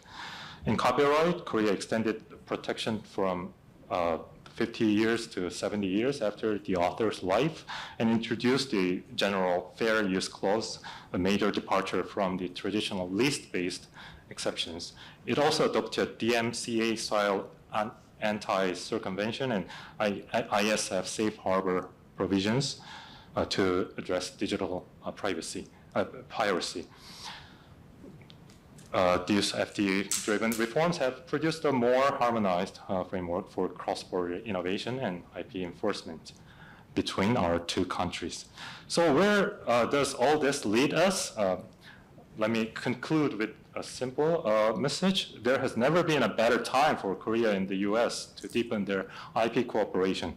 The converging currents I've described, structural, procedural, and substantive, are the result of decades of effort by business and by policymakers, lawyers, are working toward a more harmonized IP environment. To US stakeholders, I say, take a fresh look at Korea. I'm here to promote Korea. US Forces Korean Commander General Xavier Brunson recently likened South Korea's strategy location in the Indo-Pacific to a fixed aircraft carrier floating in the water.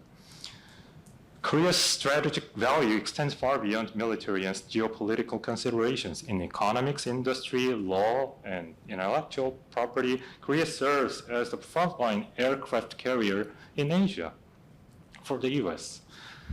Amid global supply chain shifts, Korea maintains critical capabilities in semiconductors, batteries, shipbuilding, artificial intelligence, automotive, biotechnology, and nuclear power, sectors where the United States needs reliable partners.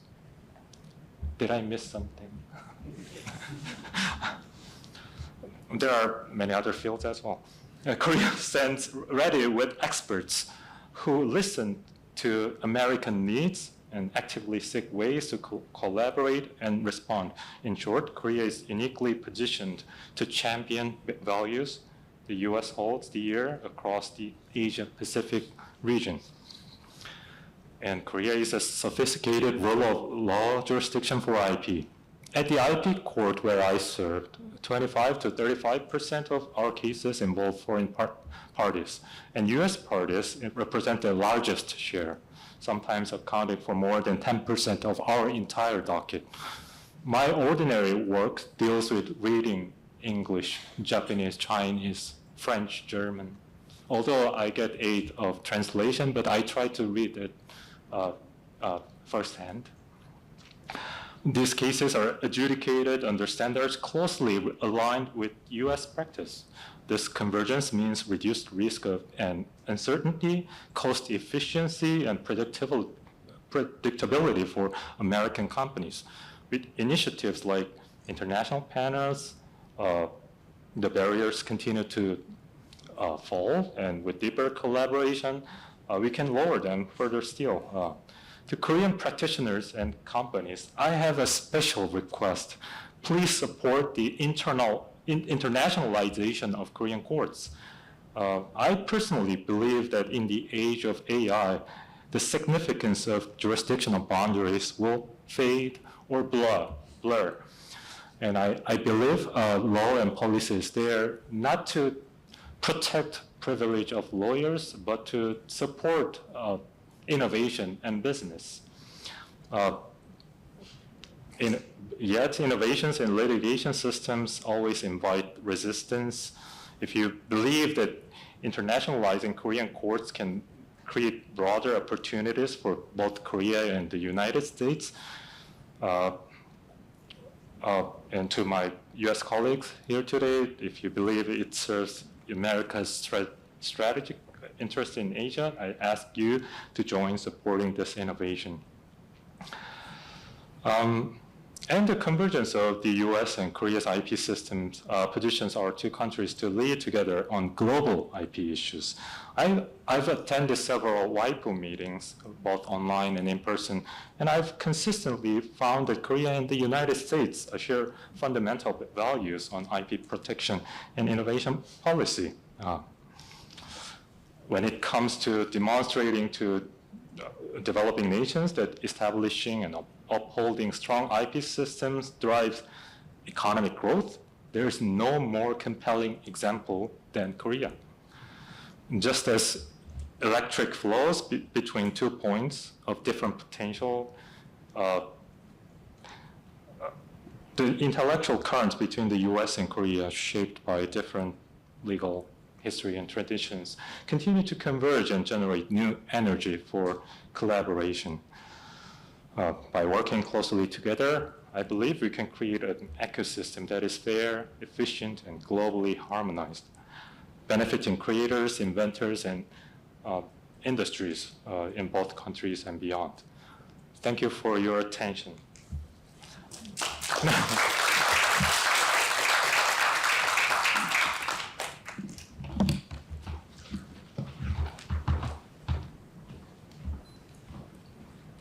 Good afternoon, everyone. Now it's time to use this transcriber and translator. I wanna go with Korean. 안녕하세요. 네, 주미대사관 특허관 한만열입니다. Is it working?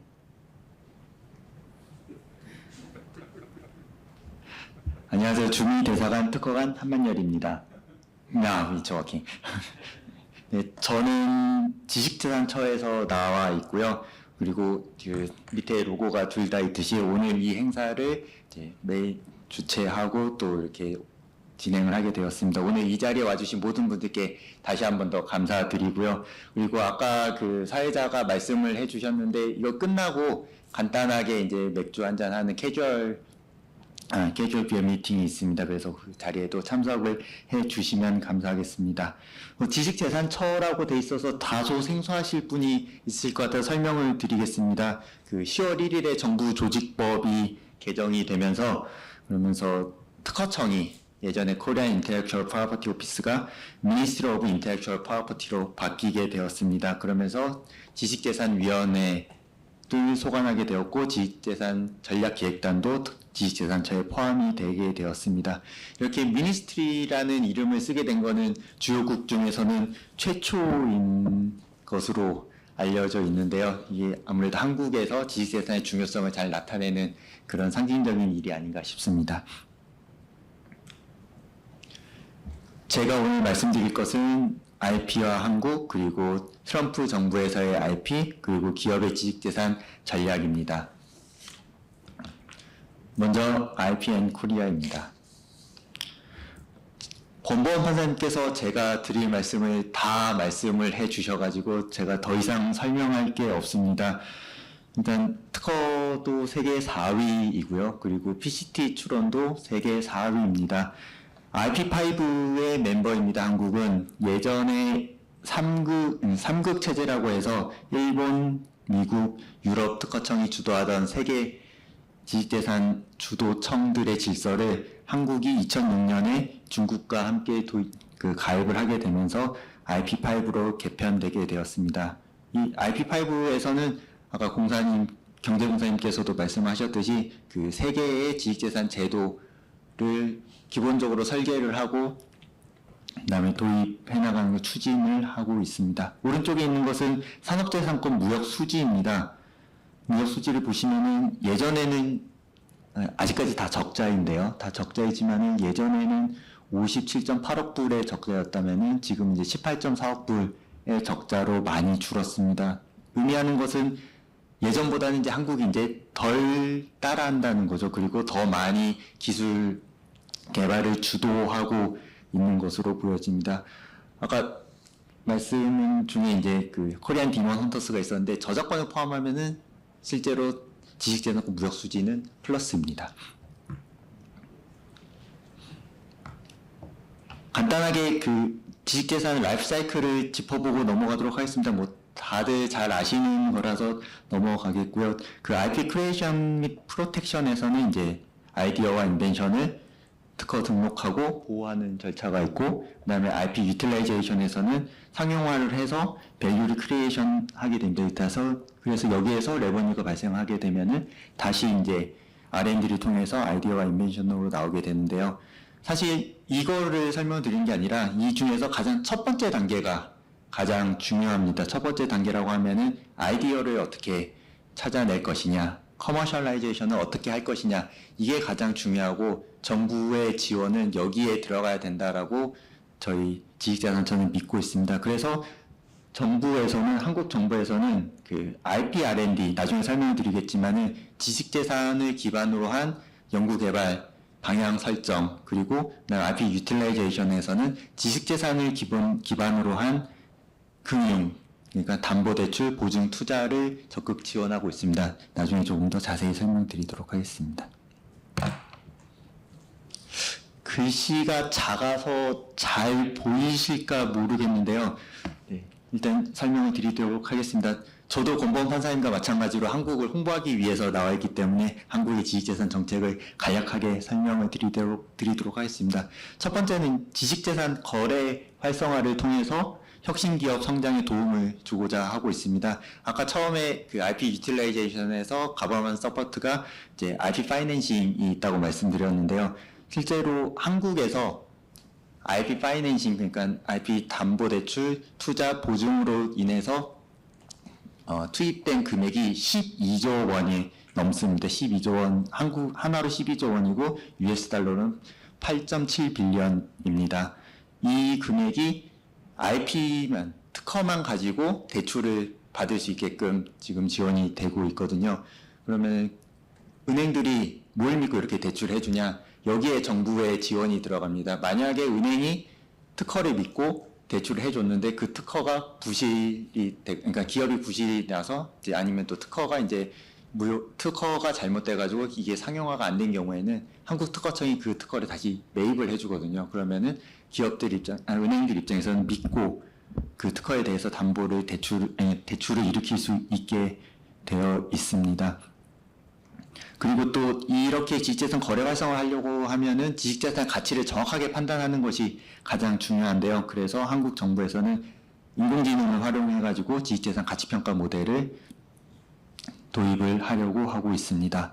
아래쪽에 보시면은 빅데이터 활용이 있습니다. 빅데이터를 활용을 해서 기업 경쟁력을 강화를 하고 있는데 전 세계 특허를 인공지능을 이용해서 분석을 해서 어느 기술이 유망한지, 어느 기술에 우리 한국 기업들이 또는 이제 전 세계 기업들이 나아갈 방향이 있는지를 분석을 하고 있습니다. 그래서 패턴 빅데이터도 분석을 하고, 그 다음에 특히 요즘 중요한 게 표준 특허이다 보니까는 표준 특허를 만들어 나갈 분야가 어디인지도 찾아 나가고 있습니다. 그리고 그 오른쪽에 보시면은 이제 심사도 가장 중요하게 여기고 있습니다. 심사를 위해서 일단은 Accelerated Examination, 그러니까 우선 심사, 신속 심사도 빠르게 진행하고 있는데, 두 번째 보시면은 퇴직한 기술자들을 특허 심사관으로 채용을 하였습니다. 퇴직한 기술자라고 하면은 삼성전자 또는 LG전자에서 근무하시던 이제 연구자들이 한 55세 정도 되면은 퇴직을 하시거든요. 이분들을 특허청의 심사관으로 모셔가지고 10년 동안 심사를 하시도록 저희가 모셨습니다. 이분들이 오시고 나니까는 기업들의 그러니까 지금 최신의 기술들이 어떤 것인지 잘 알게 되어가지고 심사 품질이 확 올라가고 심사 기간도 단축되는 효과가 있었습니다. 오른쪽 위에는 지금 좀 전에 말씀드린 지식재산 첫 도입입니다. 변호사님들을 위해서 몇 개 최신 법령 개정 사항들 말씀드리겠습니다. 첫 번째는 상표 공존동의제를 도입을 했습니다. 워낙 잘 아시기 때문에 공존동의제 도입했다라는 것만 아시면 될 것 같고요. 그리고 오른쪽에 권범 판사님께서 말씀하셨듯이 처벌을 강화했는데, 특히 최근에 그러니까 지금 특허와 상표 침해에서 가중 처벌은 다 이루어졌는데 영업비밀까지도 저희가 처벌을 강화를 한 바 있습니다. 그리고 닥터 최다께서 패턴텀 익스텐션에 대해서 말씀을 해주셨는데요. 한국도 패턴텀 익스텐션을 글로벌 스탠다드에 맞게 가기 위해서 몇 가지 개선을 했습니다. 그래서 캡은, 그러니까 총 연장 가능한 기간은 14년으로 제한이 되었고요. 그리고 한 허가된 제품당 특허 하나만 연장이 됩니다. PTA는 이미 도입이 되어 있습니다. 한미 자유무역협정 코러스 FTA를 계기로 이미 다 도입이 되어 있는 상황이고요. 다만 이제 패턴텀 익스텐션에 대해서 보호 범위가 좀 작다라는 우려들을 많이 하시는데요. 사실 이 건들은 대법원 판결을 통해서 점차 확대되어 나가고 있는 중입니다. 그리고 마지막으로 수출도 특허 침해 유형으로 인정이 되게 되었습니다. 다음은 트럼프 행정부의 지식재산인데요. 이 외국인이 보는 트럼프 행정부의 지식재산 정책이고, 여기엔 디스클레이머가 필요할 것 같습니다. 제 개인적인 의견입니다. 대사관 의견을 반영하지 않습니다. 트럼프 행정부의 지식재산 정책, 친특허 정책인 거는 누구나 다 아실 겁니다. 아메리칸 퍼스트 정책을 가장 많이 이제 그 기치로 내걸고 트럼프 대통령께서 당선이 되었는데요. 아메리칸 퍼스트를 구현하는 방법 중에 관세도 있었지만은 제가 생각하는 방법은 기술 우위 유지입니다. 그 기술이 미국이 제일 발전돼 있다라는 가정하에 이 기술을 어떻게 계속 우위를 유지를 해 나갈 거냐인데요. 아메리칸 퍼스트 트레이드 팔러시에 보면은 중국인들이 가지고 있는 특허 상표를 평가를 하고 이 사람들이 미국의 제도를 남용하지 않았는지를 보고할 것을 상무부 장관에게 지시한 바 있습니다. 이처럼 미중 간의 기술 패권 경쟁이 점차 심화되고 있는데요. 반도체나 AI 같은 경우에는 수출 통제도 이루어지고 있는 상황입니다. 사실 이렇게 아메리칸 퍼스트를 차치하고서라도 그 트럼프 행정부의 지식재산 정책은 누구나 다 예측이 할 수 있습니다. 당연히 친특허권자, 친특허, 프로페튼 팔러시가 있을 거라고 다들 예상을 할 수 있습니다. 공화당이 원래 그거를 주장을 해왔었고요. 또 트럼프 1기 행정부 때 특허청장이었던 안드레 이앙쿠가 추진했던 정책들도 마찬가지였었습니다. 이에 비해서 지난 특허청장이었던 캐시 비달은 뭐 이렇게 SDG라든지 또는 이제 여성 또는 학생들, 사회적 약자의 지식재산 보호, 출원 보호를 강조를 해왔었는데요. 그냥 이렇게 우스갯소리를 들으시면은 IP5 회담이 있잖아요. IP5 회담을 하는데 올해도 5월달에 중국에서 회담을 하는데 일단 미국은 참석을 하지 않았습니다. 미국 참석하지 않았는데 그 전에도 저희가 어젠다를 계속 교환하는 와중에 미국에서 그 전까지 잘 해오던 SDG들, 특히 이제 기후변화에 대한 내용은 이번 논의에서 제외를 하자라고 미리 알려올 정도로 이 전통적인 공화당의 그 특허 정책을 따르고 있습니다. 거기에다가 오른쪽에 보시면 이제 상무장관 세크레타리 오브 커머스와 디렉터 오브 USPTO 이분들 다 친특허를 주장하신 분입니다. 러팅이 장관께서는 400개의 특허를 가졌다라고 하고 전 세계로 그 국제 특허 출원까지 합치면 800개를 가지고 있으시다고 알려져 있고 대부분 이제 켄트 피츠제럴드에 근무하실 때 비즈니스 메소드에 대한 특허들입니다. 거기에다가 스콰이어스 청장님도 골드만삭스의 이제 칩 IP 카운셀이었고 지식재산 대출과 투자를 지식재산을 근거로 해서 하셨던 것으로 잘 알려져 있습니다. 또 포트레스 IP에서 IP 직접 투자하는 것도 직접 만들기도 하셨죠. 거기에다가 지금 현재 진행되고 있는 여러 가지 특허 법안들이 있습니다. 페라법, 프리베일법, 리스토법 다 있는데요. 그 페라법이 뭐 원어원을 이제 명확히 하자라는 개념이지만은 여기에서는 사실 AI와 CS, 바이오, 파마들이 거절되는 것을 줄이자. 결국 미국이 강점을 가지고 있는 분야에 대한 특허권을 더 많이 확보하자라는 내용이 들어있는 것으로 보여집니다. 그 프리베일법도 마찬가지로 명백한 증거인 경우에만 한 번만 피켓 챌린지를 허용할 수 있을 정도로 이제 특허권을 강화를 하고 있고요. 그리고 리스토어 액트를 통해 가지고 MP들, 특히 이제 지식재산 거래가 활발해서 기업 특허를 가지고 있는 non-practicing entity 또는 미국의 기업들이 소송을 통해서 더 많은 효과를 얻을 수 있도록 이렇게 법안들이 제안이 되어 있고 이게 다 초당적 법안인데다가 상하원에 공동 발의된 법안이어서 곧 통과되지 않을까 싶습니다. 특허 심사도 많이 줄이고 있는데 이거는 모두의 찰스 킴 데피티 커미셔너가 말씀해 주셨기에 넘어가도록 하겠습니다. 이에 따라서 외국 기업들에게는 위협이 되는 것들이 몇 개 있습니다. 특히 이제 IPR이 가장 한국 기업에게는 위협이 되는 것으로 느껴지는데요. IPR 워낙 뭐 다들 이슈가 되고 있기 때문에 잘 아시겠지만 특히 settled expectation 6년 동안 그 권리가 유지된 특허에 대해서는 IPR을 받아주지 않는 상황이 발생을 했습니다. 사실 IPR이 한국 기업들이 정말 많이 쓰는 그 지식재산 그 분쟁 도구였었거든요. 여기에 이제 삼성도 계시고 LG도 계시지만은 특허 침해 소송을 걸리면은 IPR은 거의 뭐 자동적으로 고려를 할 수 있을 정도였었는데 이렇게 settled expectation이 나오니까는 우리 기업들의 강력한 무기가 하나도 없어진 것뿐만 아니라 미리 이제 검토를 해야 되는 비용도 들어가고 그다음에 이것들을 또 IPR을 신청을 하면은 기업 전략이 노출이 되기 때문에 잘 이렇게 밸런스를 맞춰야 되는 그런 여러 가지 전략적인 판단도 더 들어가게 되었습니다.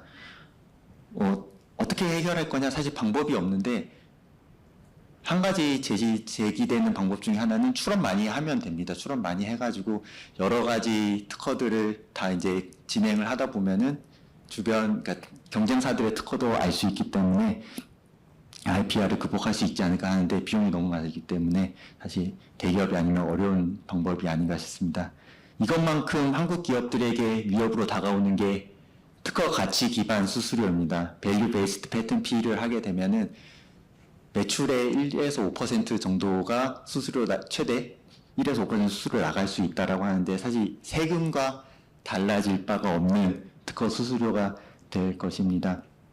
특히 이제 루트닉 장관께서 각별한 관심을 가지고 있다고 하시니 더더욱 걱정이 될 따름인데 개별 협상 또는 미투자 기업들에게 면제될 가능성도 있는 만큼 또 기업들은 또 투자 전략에도 영향을 미치지 않을까 싶습니다. 거기에다가 AI 경쟁력을 강화하기 위한 그 USPTO의 여러 정책들이 사실은 한국 기업들에게는 마찬가지로 또 위협으로 다가오고 있습니다.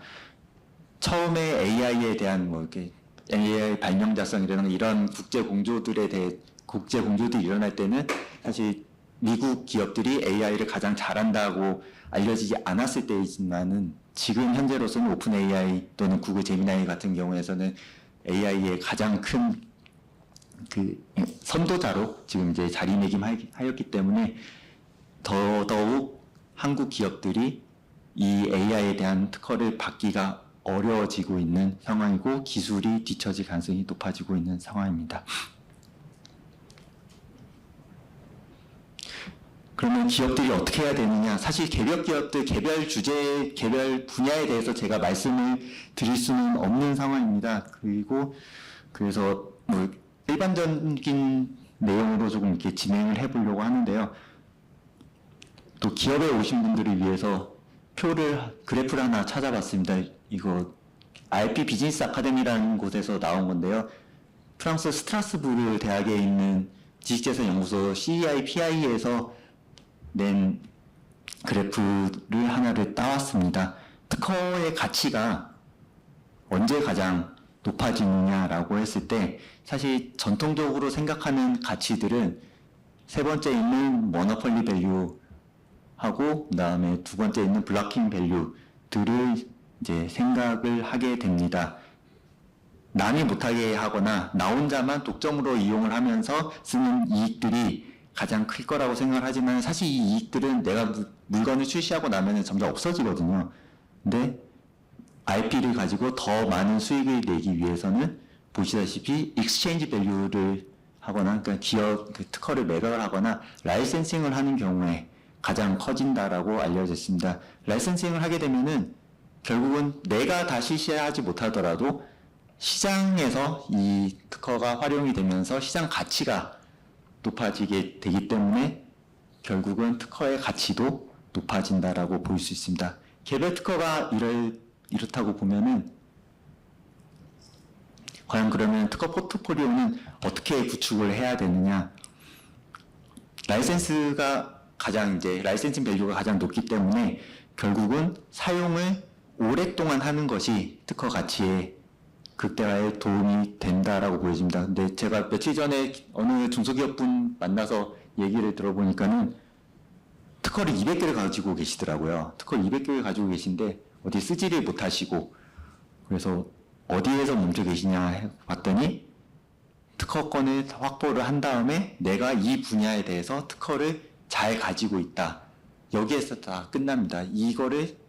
특허를 가지고 이익을 내려면은 매각도 하고 그다음에 라이센싱도 하고 이렇게 해서 여러 가지 이제 수익화 작업을 시작을 해야 되는데 그걸 하지 않는 거죠. 근데 NP들은 처음에 연구개발 안 합니다. 내가 어떻게 수익이 날 수 있는지 특허를 확인을 해가지고 그 특허를 매입하는 것부터 시작하거든요. 이러니 NP들은 특허로 수익을 낼 수 있지만은 기업들은 특허를 결국 비용으로만 보는 경향이 많이 있습니다.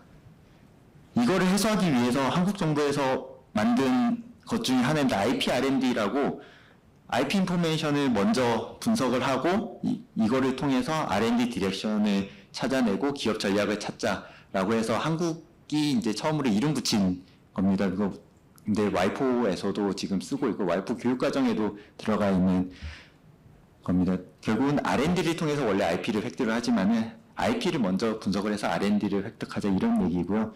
그래서 이거를 통해서 경쟁자의 특허를 처음 먼저 찾아내고 그다음에 이거를 회피할 수 있는 특허를 찾고 그리고 어떤 특허가 나에게 필요한지를 찾아내서 그 분야에 대해서 연구 개발을 하고 기업 전략을 찾아내는 이런 과정이 되겠습니다. 그 외에도 수많은 이제 기업 전략들이 있겠지만은 이 IP R&D만큼이 현재 지금 제가 기업분들에게 특히 모르시는 기업분들에게 가장 많이 드리고 싶은 말씀이고 그리고 요거를 한국 기업인 경우에는 지원을 해드리고 있습니다. 한국에서 한국 특허 전략원이라는 데가 있는데 지식재산 전략원이라는 데가 있는데 IP R&D가 비용이 드니까는 비용을 처음엔 30% 정도만 내시고 나머지는 국가에서 보조를 해주는 사업이 있으니만큼 참고를 해보시면 좋을 것 같습니다. 그리고 여기에 이제 계신 기업가 분들 중에서는 이제 위조 제품에 대해서도 어떻게 막을 것이냐 관심이 많으실 것 같습니다. 근데 보호는 사실 앞에서 조금 언급이긴 했지만은 국가마다 다 제도가 다 다릅니다. 가장 비근하게로 상표법을 위반해서 이제 위조 상품을 만들면은 이제 한국과 미국 다 처벌을 받는데요. 특허를 탈취해가지고 특허를 침해해가지고 제품을 만들면은 미국에서는 손해배상만 있을 뿐 형사처벌이 없는데 한국에서는 형사처벌 대상입니다. 이렇게 제도가 서로 다르고 한국에서는 이런 침해를 확인을 했을 때 신고할 수 있는 곳이 정부기관만 해도 5군데가 있거든요. 경찰에도 해도 되고 검찰에도 해도 됩니다. 지자체에도 직접 신고를 해도 되고요. 국정원이라고 여기로 말하면 FBI에 직접 신고를 해도 되는 거죠. 특이하게 한국특허청도 경찰을 죄송합니다. 저도 아직 특허청이라 이름이 붙어서 한국 지식재산처도 경찰을 직접 가지고 있거든요. 그래서 한국 지식재산처가 직접 수사관을 파견을 해가지고 수사를 합니다. 근데 미국에서는 제가 아는 바로는 이제 FBI에서 운영하는 IP센터하고 주 검찰에 직접 이제 신고를 해야 되고 이마저도 실제로 형사로 진행되기보다는 민사 중심으로 이루어진다라고 알고 있습니다. 그래서 이 안티 카운터페이팅 메저도 이제 미국 어떤 기업에서 올린 것을 이제 그림을 가지고 왔는데요. 당연히 이제 첫 번째 단계가 IP를 잘 확보를 하고 두 번째는 어드밴스드 안티 카운터페이팅 테크놀로지를 도입을 하는 건데 아까 스타벅스에서 말씀해 주셨던 NFT 같은 것도 이런 것들이 제도가 이런 도움이 되지 않을까 싶습니다. 도구가 될 수 있을 거라 보여지고요. 그리고 서플라이 체인을 강화하는데 스타벅스처럼 다 풀 수도 있습니다. 오픈소스로 갈 수도 있을 것 같고요. 그러지 않으면 서플라이 체인에 모두 다 관여를 하시는 게 좋을 것 같습니다. 그리고 아마존이나 네 번째 단계로 아마존이나 이베이 같은 이커머스에도 직접 보호를 해주는 장치들이 있기 때문에 아마존의 브랜드 레지스트리나 이베이의 배로 같은 곳도 잘 활용을 하시면 좋을 것 같습니다. 리걸 매저는 말씀드렸고요. 컨슈머 에듀케이션은 정부가 할 일이라고 보여집니다. 거의 마무리가 되어 가는데요. 한국에서는 이런 특허를 가지면 좋다라고 생각을 하고 있습니다. 상업적 가치를 지닌 혁신 기술을 바탕으로 가장 넓게 보호할 수 있는 그리고 법적 안정성을 가지고 있으면서도 수익을 낼 수 있는 특허가 가장 좋은 특허이고 결국 이거는 USPTO에서 찾고 있는 Strong and Robust Patent이라고 패턴과 궤를 같이 한다라고 보여집니다. 제가 생각하는 지식재산입니다. 보험과 같다라고 생각을 합니다. 당장 필요하진 않거든요. 당장 필요하지 않은데 문제가 터지면은 이것만큼 또 큰 힘을 발휘하는 게 없습니다. 그런데 어떤 지식재산이 필요한지, 어떤 보험이 나에게 맞는지, 어떤 특허가 내 기업에 딱 맞는지 정말 찾기가 어렵거든요. 그래서 보험과 같다라고 보여집니다. 이런 상황이니만큼 기업의 IP 전략이 어느 수준으로 진행을 할지는 기업 상황에 맞게 진행을 해야 됩니다만은 여러 기업 정부 지원책들이 있으니 상황에 맞게끔 잘 활용을 해 주시면은 좋을 것 같습니다. 거북선인데요. 이순신 장군께서 혁신적인 이 거북선으로 전쟁을 해상을 제패하셨듯이 우리 기업들도 혁신을 바탕으로 글로벌 시장을 제패할 수 있기를 바랍니다. 감사합니다.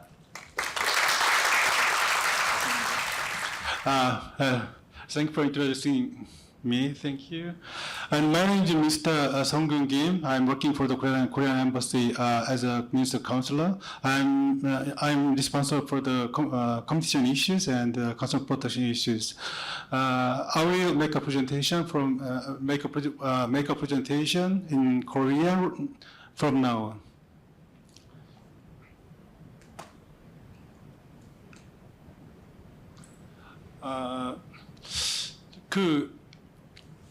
공정거래법하고 특허가 과연 무슨 관계가 있는 건지 아마 여기서 좀 생소한 분도 많으실 거로 생각합니다. 저는 이제 1999년부터 공정거래위원회 그래가지고 그 담당 팀장이 바뀌고 막 이랬었는데 지금 현재는 어떤 상황이냐면 지금 지식재산처하고 공정위하고 지금 인사교류도 하고 지금 그럴 정도로 서로 그러니까 업무에 대해서 존중을 하면서 지금 그런 관계도 있습니다. 그리고 저기 앞에서 그 한명희 과장님이 대한민국 지식재산처가 출원 건수가 전 세계 상위라고 그러잖아요. 그러면 한국 공정위 같은 경우는 전 세계 어느 정도 이상이 되는 거냐? 꼭 잠깐 자랑을 좀 하겠습니다. 구글의 어떤 검색 시장의 어떤 남용 행위에 대해서 전 세계 경쟁 당국이 한 170개 정도 있는데 그 집행을 할 수 있는 경쟁 당국이 미국하고 EU하고 그리고 한국 정도 이제 그 정도로 말씀을 드리면 우리 한국공정거래위원회가 전 세계적으로 어느 정도 이상을 갖고 있는지 미리 짐작은 할 수 있을 것 같습니다. 잠깐 저희 KFTC 공정거래위원회를 소개를 하면 1981년도에 설립이 돼서 지금 한 45년 정도 지금 됐고요. 조직은 저희 전체 위원수가 9분인데 위원장님, 부위원장님, 그 다음에 상임위원 3분, 그다음 비상위원 4분 좀 이렇게 구성이 되어 있고 그 밑에 사무처가 있습니다. 이제 거기에는 뭐 경쟁정책국, 카르텔 뭐 여러 가지가 있고요. 그 다음에 지방사무소 같은 경우는 서울을 포함해서 5개의 지방사무소가 있습니다.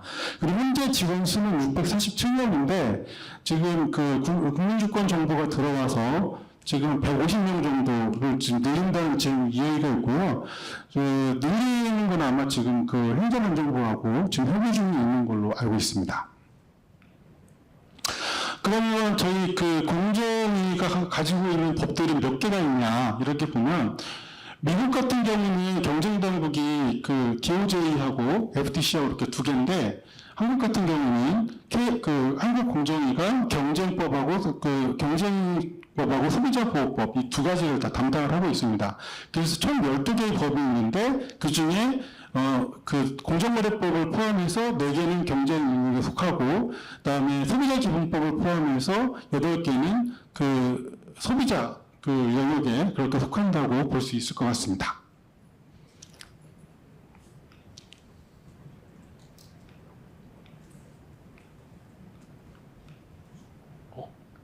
왜 안 되지?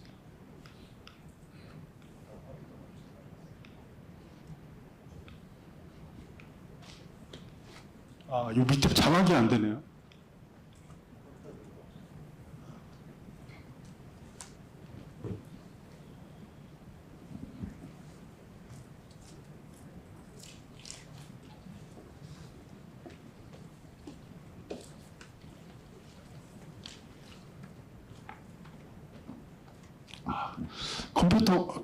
컴퓨터가 빨리 좀 이거를 끝내달라고 이야기를 하는 것 같습니다.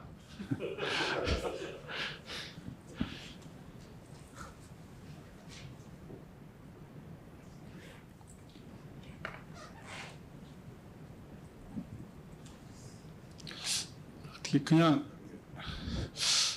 두 가지 랭귀지를 제 영어로는 준비를 안 해와서 한국어로만 할 수밖에 없을 것 같은데.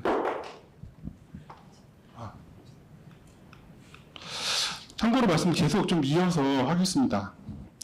공정거래법의 그 보면은 크게 시장 지배적 지위 남용이, 그 다음에 반경쟁적 기업 결합에 대한 심사, 그 다음에 일반 대규모 기업 집단 규제 관련 되나요? 안 되는데.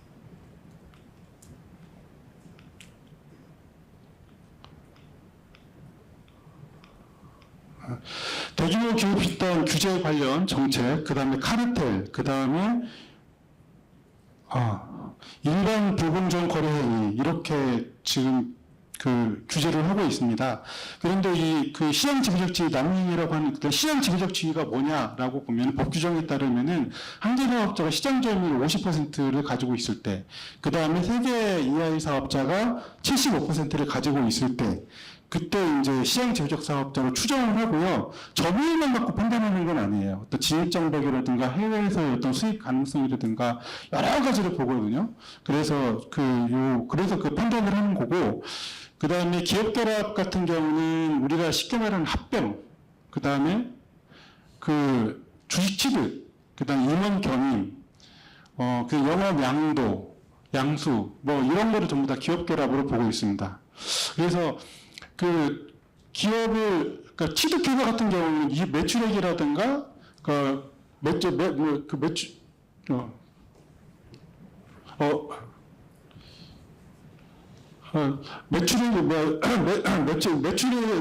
매출액이 2조 원 이상, 그 다음 피취득회사 같은 200억 이상이면 공정위에 신고를 해야 되고요. 근데 이게 경쟁법이라고 하는 게 특이한 게 우리나라에 생리가 일어나지 않지만 해외에서 일어났는데 국내에 그 영향을 줄 경우, 그런 경우는 또 신고를 해야 되거든요. 그래서 국내 매출액이 200억 이상이면 그 공정위에 신고를 해야 됩니다. 그 다음에 지금 카르텔은 2개 이상 사업자 공모해가지고 하는 거고, 뭐 특히 가격 같은 거, 그 다음에 불공정 거래 같은 경우도 지금 법에서 9개 지금 규정을 하고 있는데, 이 특허 관련해서는 거래 거절, 고소성과 좀 관련이 될 것 같습니다. 그 다음에 그 재판매 가격 그 유지도 규제를 하고 있고, 이거는 미국도 같이 규제를 좀 하고 있습니다. 근데 잠깐 과징금 부과율을 말씀을 드리면, 저희 시장 지배적 지위 남용인은 매출액 6%까지 과징금 부과가 가능하고요. 그 다음에 저기 카르텔 같은 경우는 20%까지 가능하고, 그 다음에 저기 unfair trade practice 같은 경우는 6%, 그 다음에 resale price maintenance 같은 경우도 6%까지 과징금 부과가 가능합니다. 그런데 저기 공정거래법을 다 적용할 수 있는 건 아니고, 저희가 법에는 3개는 면제를 시키고 있거든요. 첫 번째로는 다른 법령에 의해서 정당한 행위로 규정된 경우, 그게 첫 번째고요. 그 다음에 117조에서는 무채재산권의 행사, 요거는 저희 공정거래법 적용하지 않습니다. 다만 중요한 건 뭐냐면, 저기 그 스타 표시로 되어 있는 것 중에 첫 번째 줄에 legitimate exercise가 중요한 겁니다. 그러니까 정당한 합법적인 행사만 저희가 면제를 시키는 거고, 조금 뒤에서 말씀을 드리겠지만 남용이라든가 이런 부정당한 행사는 저희 공정거래법에서 규제를 하고 있습니다. 그 다음에 세 번째로는 일정한 조합의 행위, 3가지는 저희 공정거래법 적용을 면제하고 있다, 이렇게 생각을 하시면 될 것 같습니다. 그래서 지금 퀘스천은 좀 아까 좀 전에 말씀을 드렸는데, 무채재산권은 다 저기 공정거래법 적용을 면제를 하냐, 이런 건데, 결과는 아닙니다. 이 지적재산권 행위를 하더라도 저기 보면은 그 특허권자가 남용을 했다고 하면은 공정거래법을 적용을 하는 거고요. 그다음에 그러기 위해서 2000년도에 아까 제가 말씀드렸던 제 옆에 사무관이 만들었던 저희 지적재산권 심사 지침을 그렇게 만들었고, 지금까지 계속 보완을 해가지고 지금 나와 있는 그런 상황입니다. 지금 그 지식재산권 심사 지침이 나와 있는 목적을 보면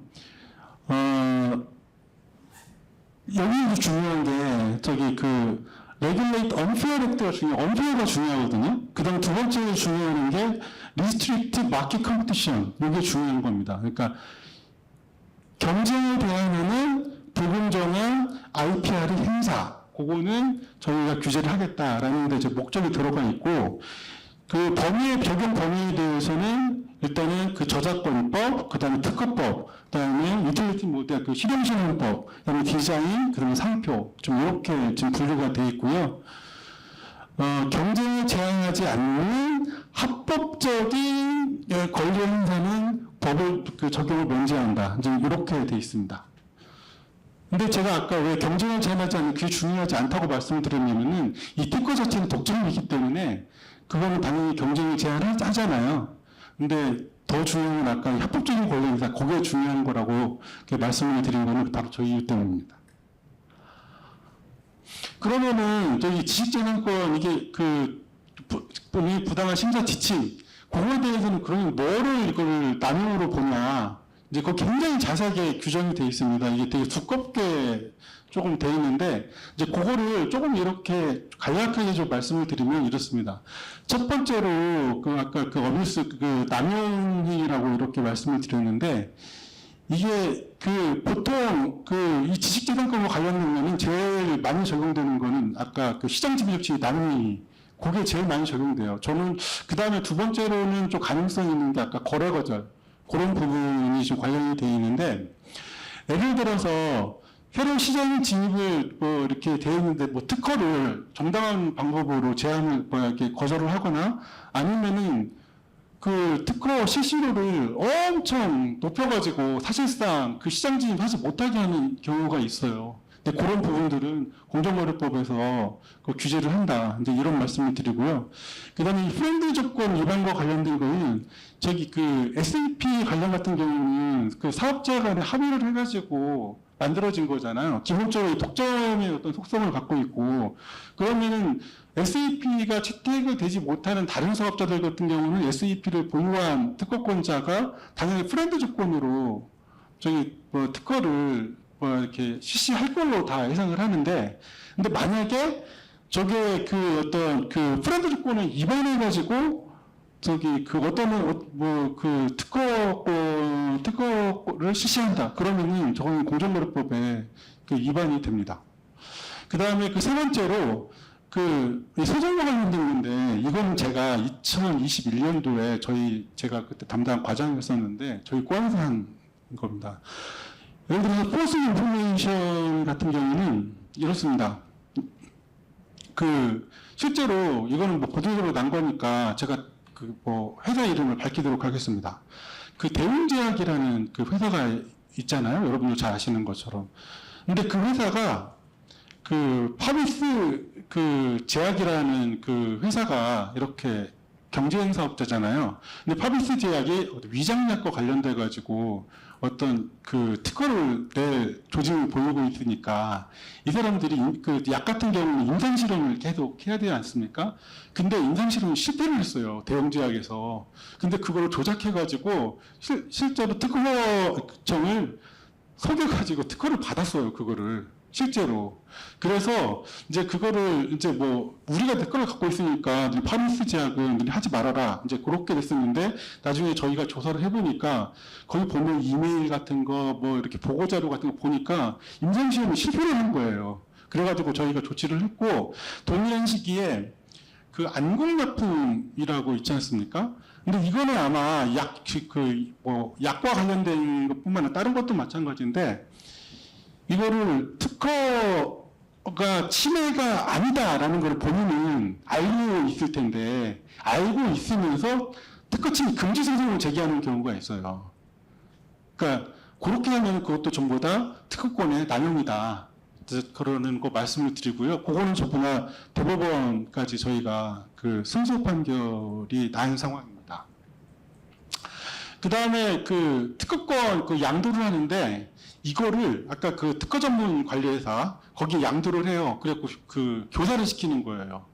이거를 니네 이거 제3자한테 이거 특허권 그거 주면 안 돼. 뭐 이런 식으로 해가지고 남용을 하는 경우인데 근데 그런 부분들도 간접적으로 이거는 그 시장에서 경쟁을 제한한다라는 의미로 저희가 다 이 법으로 보고 있습니다. 세 번째로 이 라이센스 조건을 굉장히 이렇게 뭐라고 그럴까 이게 불공정하게 하는 경우가 있는데 예를 들어서 이제 그랜트백 같은 경우도 그 자체는 이 법은 아니거든요. 그랜트백 같은 경우도. 근데 이게 그랜트백이 종류가 두 가지 있지 않습니까? 하나는 시장 경쟁을 제한하는 경우 또는 제한하지 않는 그랜트백이 있는데 그러니까 그랜트백을 하면서 그 특허를 나한테만 팔아라. 그러면 그거는 위법 가능성이 있어요. 근데 이거를 나한테는 당연히 팔고 자기 원래 특허권 상대방이 가지고 있으면 제3자한테 이 특허를 시시하는 것도 있다면은 그런 경우는 위반이 아니거든요. 그런 부분들은. 그리고 예를 들어 존속기간도 보고 그래서 그랜트백 같은 경우는 좀 이렇게 케이스 바이 케이스로 좀 봐야 된다. 근데 이걸 나한테만 다시 그랜트백을 해줘라. 그러면 그거는 공정거래법에 위반이 될 가능성이 높다. 이렇게 좀 말씀을 드릴 수 있을 것 같습니다. 그러면 이거 IPR과 관련해가지고 남용행위를 했다면은 한국 공정위는 어떤 조치를 하냐. 이제 그 말씀을 드리면 첫 번째로는 중지명령을 합니다. 그다음에 금지명령도 하고요.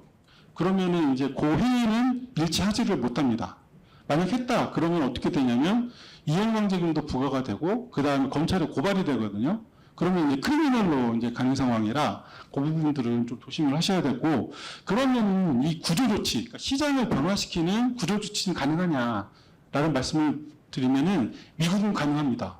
미국은 굉장히 포괄적으로 돼 있고 그래서 근데 한국은 이거는 가능하다는 사람도 있고 불가능하다는 사람도 있어요. 이거는 전문가들 사이에서도 굉장히 많이 의견이 갈리고 있고 저 개인적인 생각으로는 가능할 거는 같은데 요거는 그래서 공정위에서 한 번도 구조조치를 해본 적은 없습니다. 그리고 아까 말씀드렸던 과징금 같은 경우는 그 관련시장 매출액 6%, 그다음에 만약에 언페어 트레이드 프랙티스 같은 경우는 아까 그러니까 뭐라고 그럴까 시장 지배적 지위는 없는데 그냥 그보다 낮은 어떤 거래상의 우위를 있을 때에 발생하는 불공정 거래 그건 4%까지고요. 그다음에 카르텔은 20%인데 여기 제약회사 같은 경우 뭐 그런 부분 좀 많아요. 페이퍼 딜레이라고 그래가지고 내가 이제 특허가 이제 끝나잖아요. 그럼 상대편이 이제 복제약을 이제 만드는데 내가 돈을 얼마 줄 테니까 복제약 출시 시기를 좀 늦춰라. 이제 그런 경우가 좀 있거든요. 그런 경우는 전부 다 전 세계적으로 카르텔로 보고 있습니다. 그래서 전 세계적으로 카르텔은 전부 다 거의 다 크리미널로 가는 부분이라 이런 페이퍼 딜레이는 좀 조심을 해야 되지 않나 그런 생각을 하고 있습니다. 그다음에 요게 저 2016년 아까 여기 삼성전자 유전자도 나오셨다고 그러는데 이 퀄컴 사건이 이게 굉장히 좀 큰 사건이거든요. 그 당시에 이제 과징금이 저 밑에 보였지만은 그 당시에 1조 300억 정도 저 과징금을 부과를 했고요. 요거는 대법원까지 최종적으로 승소를 한 사건입니다. 그래서 국고에 지대한 수익을 줬고요. 그다음에 그 당시 환율로 이렇게 계산해 보면 약간 8억 5천만 달러 과징금을 다 부과를 했고 그때 누가 그러더라고 어떤 분이 이거 다 냈냐고 다 냈습니다 바로. 그래가지고 이 퀄컴 케이스는 뭐냐면 이 퀄컴이 특이하게 이동통신 시장에서 특허를 굉장히 많이 갖고 있어요. 그러니까 CDMA라든가 WCDMA, LTE가 뭐 이렇게 있는데 CDMA, 그러니까 2G폰 같은 경우 거의 90% 가까이 특허를 갖고 있거든요. 그러니까 모뎀칩인가? 모뎀칩 그때 점유율이 그랬어요. 90%. 그 다음에 WCDMA 같은 경우는 제가 기억하기로는 50% 뭐 이런 식으로 굉장히 점유율이 높은데 거기서 대다수의 특허도 이 퀄컴이 좀 가지고 있는 그런 상황이었어요. 그런데 우리가 이제 모뎀칩 같은 경우는 아까 우리 삼성전자라든 그 당시에 LG전자 같은 경우도 핸드폰을 만들고 있었으니까 이거를 공급을 하면서 굉장히 우리가 보기에는 적어도 나쁜 행위를 한 겁니다. 그러니까 예를 들면은 예를 들어서 모뎀 칩을 하나 사면은 모뎀 칩에다가 모뎀 칩 가격의 일정 부분을 로열티로 받아야 되잖아요. 근데 그게 아니고 핸드폰 가격의 일정 비율을 받은 거예요. 그러니까 굉장히 삼성전자, 그 당시 LG전자 입장에서는 되게 손해가 많이 갔고, 그 다음에 삼성전자가 갖고 있는 라이선스를 그냥 달라고 하는 거예요, 무상으로. 그런 굉장히 이렇게 불안한 조금 일이 있었는데, 그래가지고 그 당시에 저희가 조사를 해가지고, 저희가 약 1조 원 정도의 과징금도 지금 부과를 했고, 그래서 좀 이 부분에 대해서는 조금 이 경쟁이 좀, 그래도 좀, 여건이 나아지지 않았나, 좀 그렇게 생각을 합니다. 지금 간략하게, 특허도 보호의 대상만은 아니구나라는 거를 그냥 그런 걸 좀 알려드리고 싶어서 지금 잠깐 말씀을 드린 거고요. 예, 혹시 궁금하신 사항 있으시면 그 이후에 시간에 물어보시면 말씀드리도록 하겠습니다. 감사합니다. 네, 안녕하십니까. 저는 U.S. Capital IP센터, 한국말로는 워싱턴 DC IP센터의 센터장을 맡고 있는 오승혜 변호사입니다. 오늘 와주셔서 감사드립니다. 아주 간략하게 저희 센터가 무슨 일을 하는지 소개해드리겠습니다. 저희 센터는 한국 지식재산보호원의 해외 IP센터 중에 하나고, 해외 IP센터는 지금 전 세계 8개국에 10개 센터가 있습니다. 그래서 미국에는 지금 LA와 저희 이렇게 2개 센터가 있고, 중국에 2개가 있고, 다른 나라에도 이렇게 많이 돼 있고, 한 40여 개국을 커버하고 있습니다. 그래서 지금 제가 말씀드리는 주요 사업들이 다른 나라에서도 다 진행이 되는 부분이라서 혹시 미국 이외에 다른 나라에도 진출을 하시고자 하는 부분이 있으시다면 한번 살펴보시면 좋을 것 같습니다. 저희는 뉴욕에 있다가 작년에 워싱턴 DC 근처로 이제 사무실을 옮겨서 지금은 DC에 있습니다. 저희 센터가 하는 주요 사업은 크게 3가지로 설명을 드릴 수가 있는데, 첫 번째는 지재권 상담하는 거, 그리고 두 번째는 오늘같이 이렇게 세미나라든지 뉴스레터 같은 거를 보내드리면서 정보를 제공해드리는 것, 그렇게 있고, 또 이제 마지막으로는 한국의 중소기업에게 직접적으로 이제 비용을 지원해드리는 그런 사업을 하고 있습니다.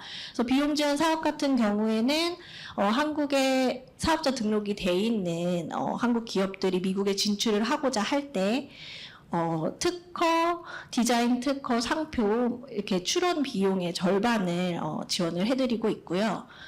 출원 비용 이외에 분쟁이 발생을 했다든지 아니면 분쟁 예방 차원에서 법률 의견서 작성이 필요하다면 그것도 한 케이스당 10,000불씩 해서 1년에 2건까지 지원을 해드리고 있습니다. 사진으로 설명을 드리면 조금 더 이해가 쉬울 것 같아서 사진도 많이 준비를 했습니다. 그래서 이게 상담회 같은 거, 크게 한국관 같은 거 큰 박람회에서 이렇게 차려지면 저희가 가서 상담도 도와드리고 있고요. 온라인 상담회도 진행을 하고 있습니다. 특별히 2차 상담회가 10월 27일부터 진행이 되니까 관심 있으신 분들은 신청해 주시면 되겠습니다. 그리고 작년 세미나 모습입니다, 이거는. 그래서 크고 작은 설명회에 가서 또 여러 가지 설명을 드리기도 하고요. 웨비나도 이렇게 하고 있고 유튜브도 하고 있습니다.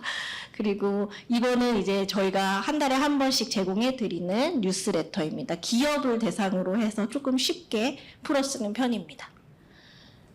그리고 이거는 글로벌 IP 현장 뉴스라고 해서 아까 말씀드린 전 세계 10개 센터가 그 달에 가장 좀 핫한 이슈, IP 이슈들을 모아서 이제 본사 차원에서 한 번에 한 50페이지 정도짜리 이런 전자책자를 매달 발간을 하고 있습니다. 저희 센터에서 이런 책자도 발간을 하고 있고, 이건 아까 설명드린 비용 지원 사업의 공고인데요. 매달 정기적으로 한 달에 한 번씩 이제 공고가 나가서 모집을 하고 또 수시로도 필요에 따라서 모집을 해서 지원을 해드리고 있습니다. 네, 제가 준비한 건 여기까지고 혹시 추가로 궁금하신 사항 있으시다면 언제든지 연락을 주시면 성심성의껏 답변 드리겠습니다. 감사합니다. 네, 안녕하십니까. 저는 한국특허기술진흥원의 워싱턴 지사의 이현경 소장입니다. IPKC라고 하는데요. 지금 시간이 많이 지체돼서 저도 아주 간략하게 저희 기관이 하는 일을 소개해드리도록 하겠습니다. 먼저 그래도 특허청의 한국 지식재산처로의 승격을 다시 한번 축하드리고 그 MOIP라는 Ministry of Intellectual Property라는 이름을 기억해 주시고 또 양해의 말씀을 구하면 이게 바로 며칠 전에 바뀌게 되는 바람에 슬라이드의 자료들에 이제 그리고 제가 말하는 거에 있어서도 한국특허청 키포라는 게 아마 병행될 것 같아서 양해의 말씀을 부탁드립니다. 그래서 좀 간략하게 넘어가면요. 한국지식재산처는 아시다시피 아까 특허관님께서 말씀하셨다시피 IP5에 속하면서 특허 강국으로서 명실상부한 위상을 가지고 있습니다. 지식재산처는 대략 1,800명 이상의 그런 규모의 조직이고 그중에 900명 정도가 특허 전문 심사관이 계시고 그 상표와 디자인에 있어서 그리고 특허 전문 판사님들까지 다수의 그런 전문 인력을 가지고 있고 특별히 그 심사관 중에 한 절반가량이 이미 박사학위 소지자여서 아주 전문적인 지식인들을 인력풀로 보유하고 있다고 생각이 됩니다. 제가 말씀드릴 것은 지식재산처의 주요 업무 중에 하나인 PCT에 관한 것인데요. 간략히 그 최근 동향을 보시면 2003년 이래로 계속 꾸준한 증가세를 보이는 출연량을 가지고 있고 대략 한 20년 동안에 2배 정도 증가를 했지만 크게 증가는 아니라고 생각이 드실 수도 있는데요. 특별히 이 그래프에서 보시면 아까 말씀드렸다시피 중국과 미국, 일본에 이어서 한국이 4위 정도의 출연량을 가지고 있는데 최근 데이터를 보시면 다른 나라들에 비해서 한국은 그래도 꾸준히 좀 상승세를 유지하고 있습니다. 이것도 기술 분야별로 제가 말씀드리려고 하다가 전자공학 분야만 잠깐 가지고 왔는데요. 중국의 화웨이나 미국의 퀄컴 그리고 한국에 있어서는 삼성전자나 LG전자 그리고 LG 에너지솔루션 등의 기업들이 다수 상위권에 랭크되어 있습니다. 그리고 PCT를 출원할 때 ISA라는 국제조사기관을 필수적으로 지정해야 되는데요. 거기 있어서도 ISA를 키포로 지정하는 경우에 있어서 EPO, 그 다음에 중국, 그리고 JPO 이어서 키포가 4번째 순위를 차지하고 있고 USPTO보다 앞서는 상황입니다. 그리고 앞서 말씀드린 거는 전체 출원에 관한 것이고 이거는 미국 출원인의 경우에 있어서 ISA를 어디로 지정하는지를 살펴봤을 때 USPTO나 EPO가 한 40% 정도씩을 가지고 가지만 저희 키포가 12.5% 정도를 차지하고 있어서 3위에 랭크되고 있습니다. ISA를 키포로 지정했을 때 어떤 장점이 있는지를 간략하게만 소개를 드리겠습니다.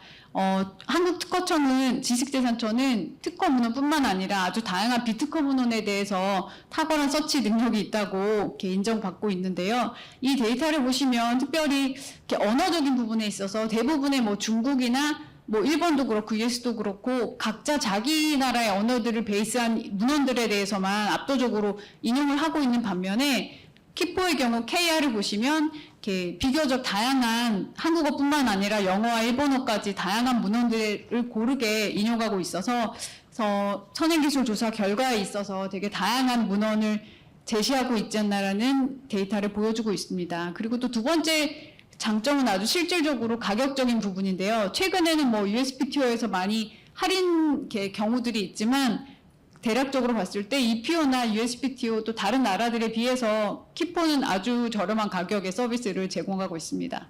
그리고 또 마지막으로는 데이터의 퀄리티나 가격뿐만 아니라 기한을 준수하는 거에 있어서 95% 이상의 그런 높은 신뢰성으로 좋은 퀄리티를 인정받고 있다고 생각이 됩니다.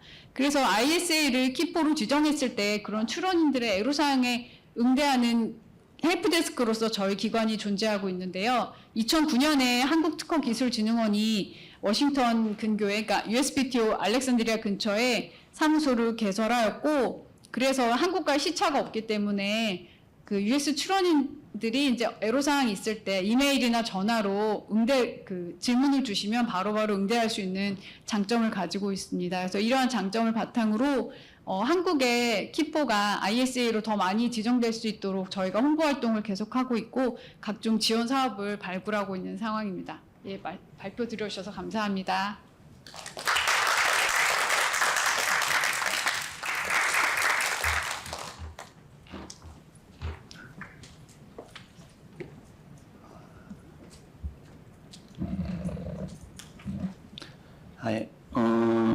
중소벤처기업진흥공단 뉴욕 글로벌 비즈니스 센터 백성우 소장입니다.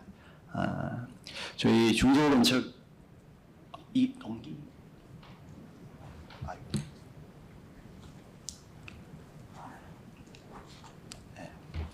저희 중소벤처기업진흥공단 Korea SME and Startup Agency Government Agency고요. 저희가 지금 현재 뉴욕에서 운영하고 있는 글로벌 비즈니스 센터 간단하게 소개해 드리겠습니다.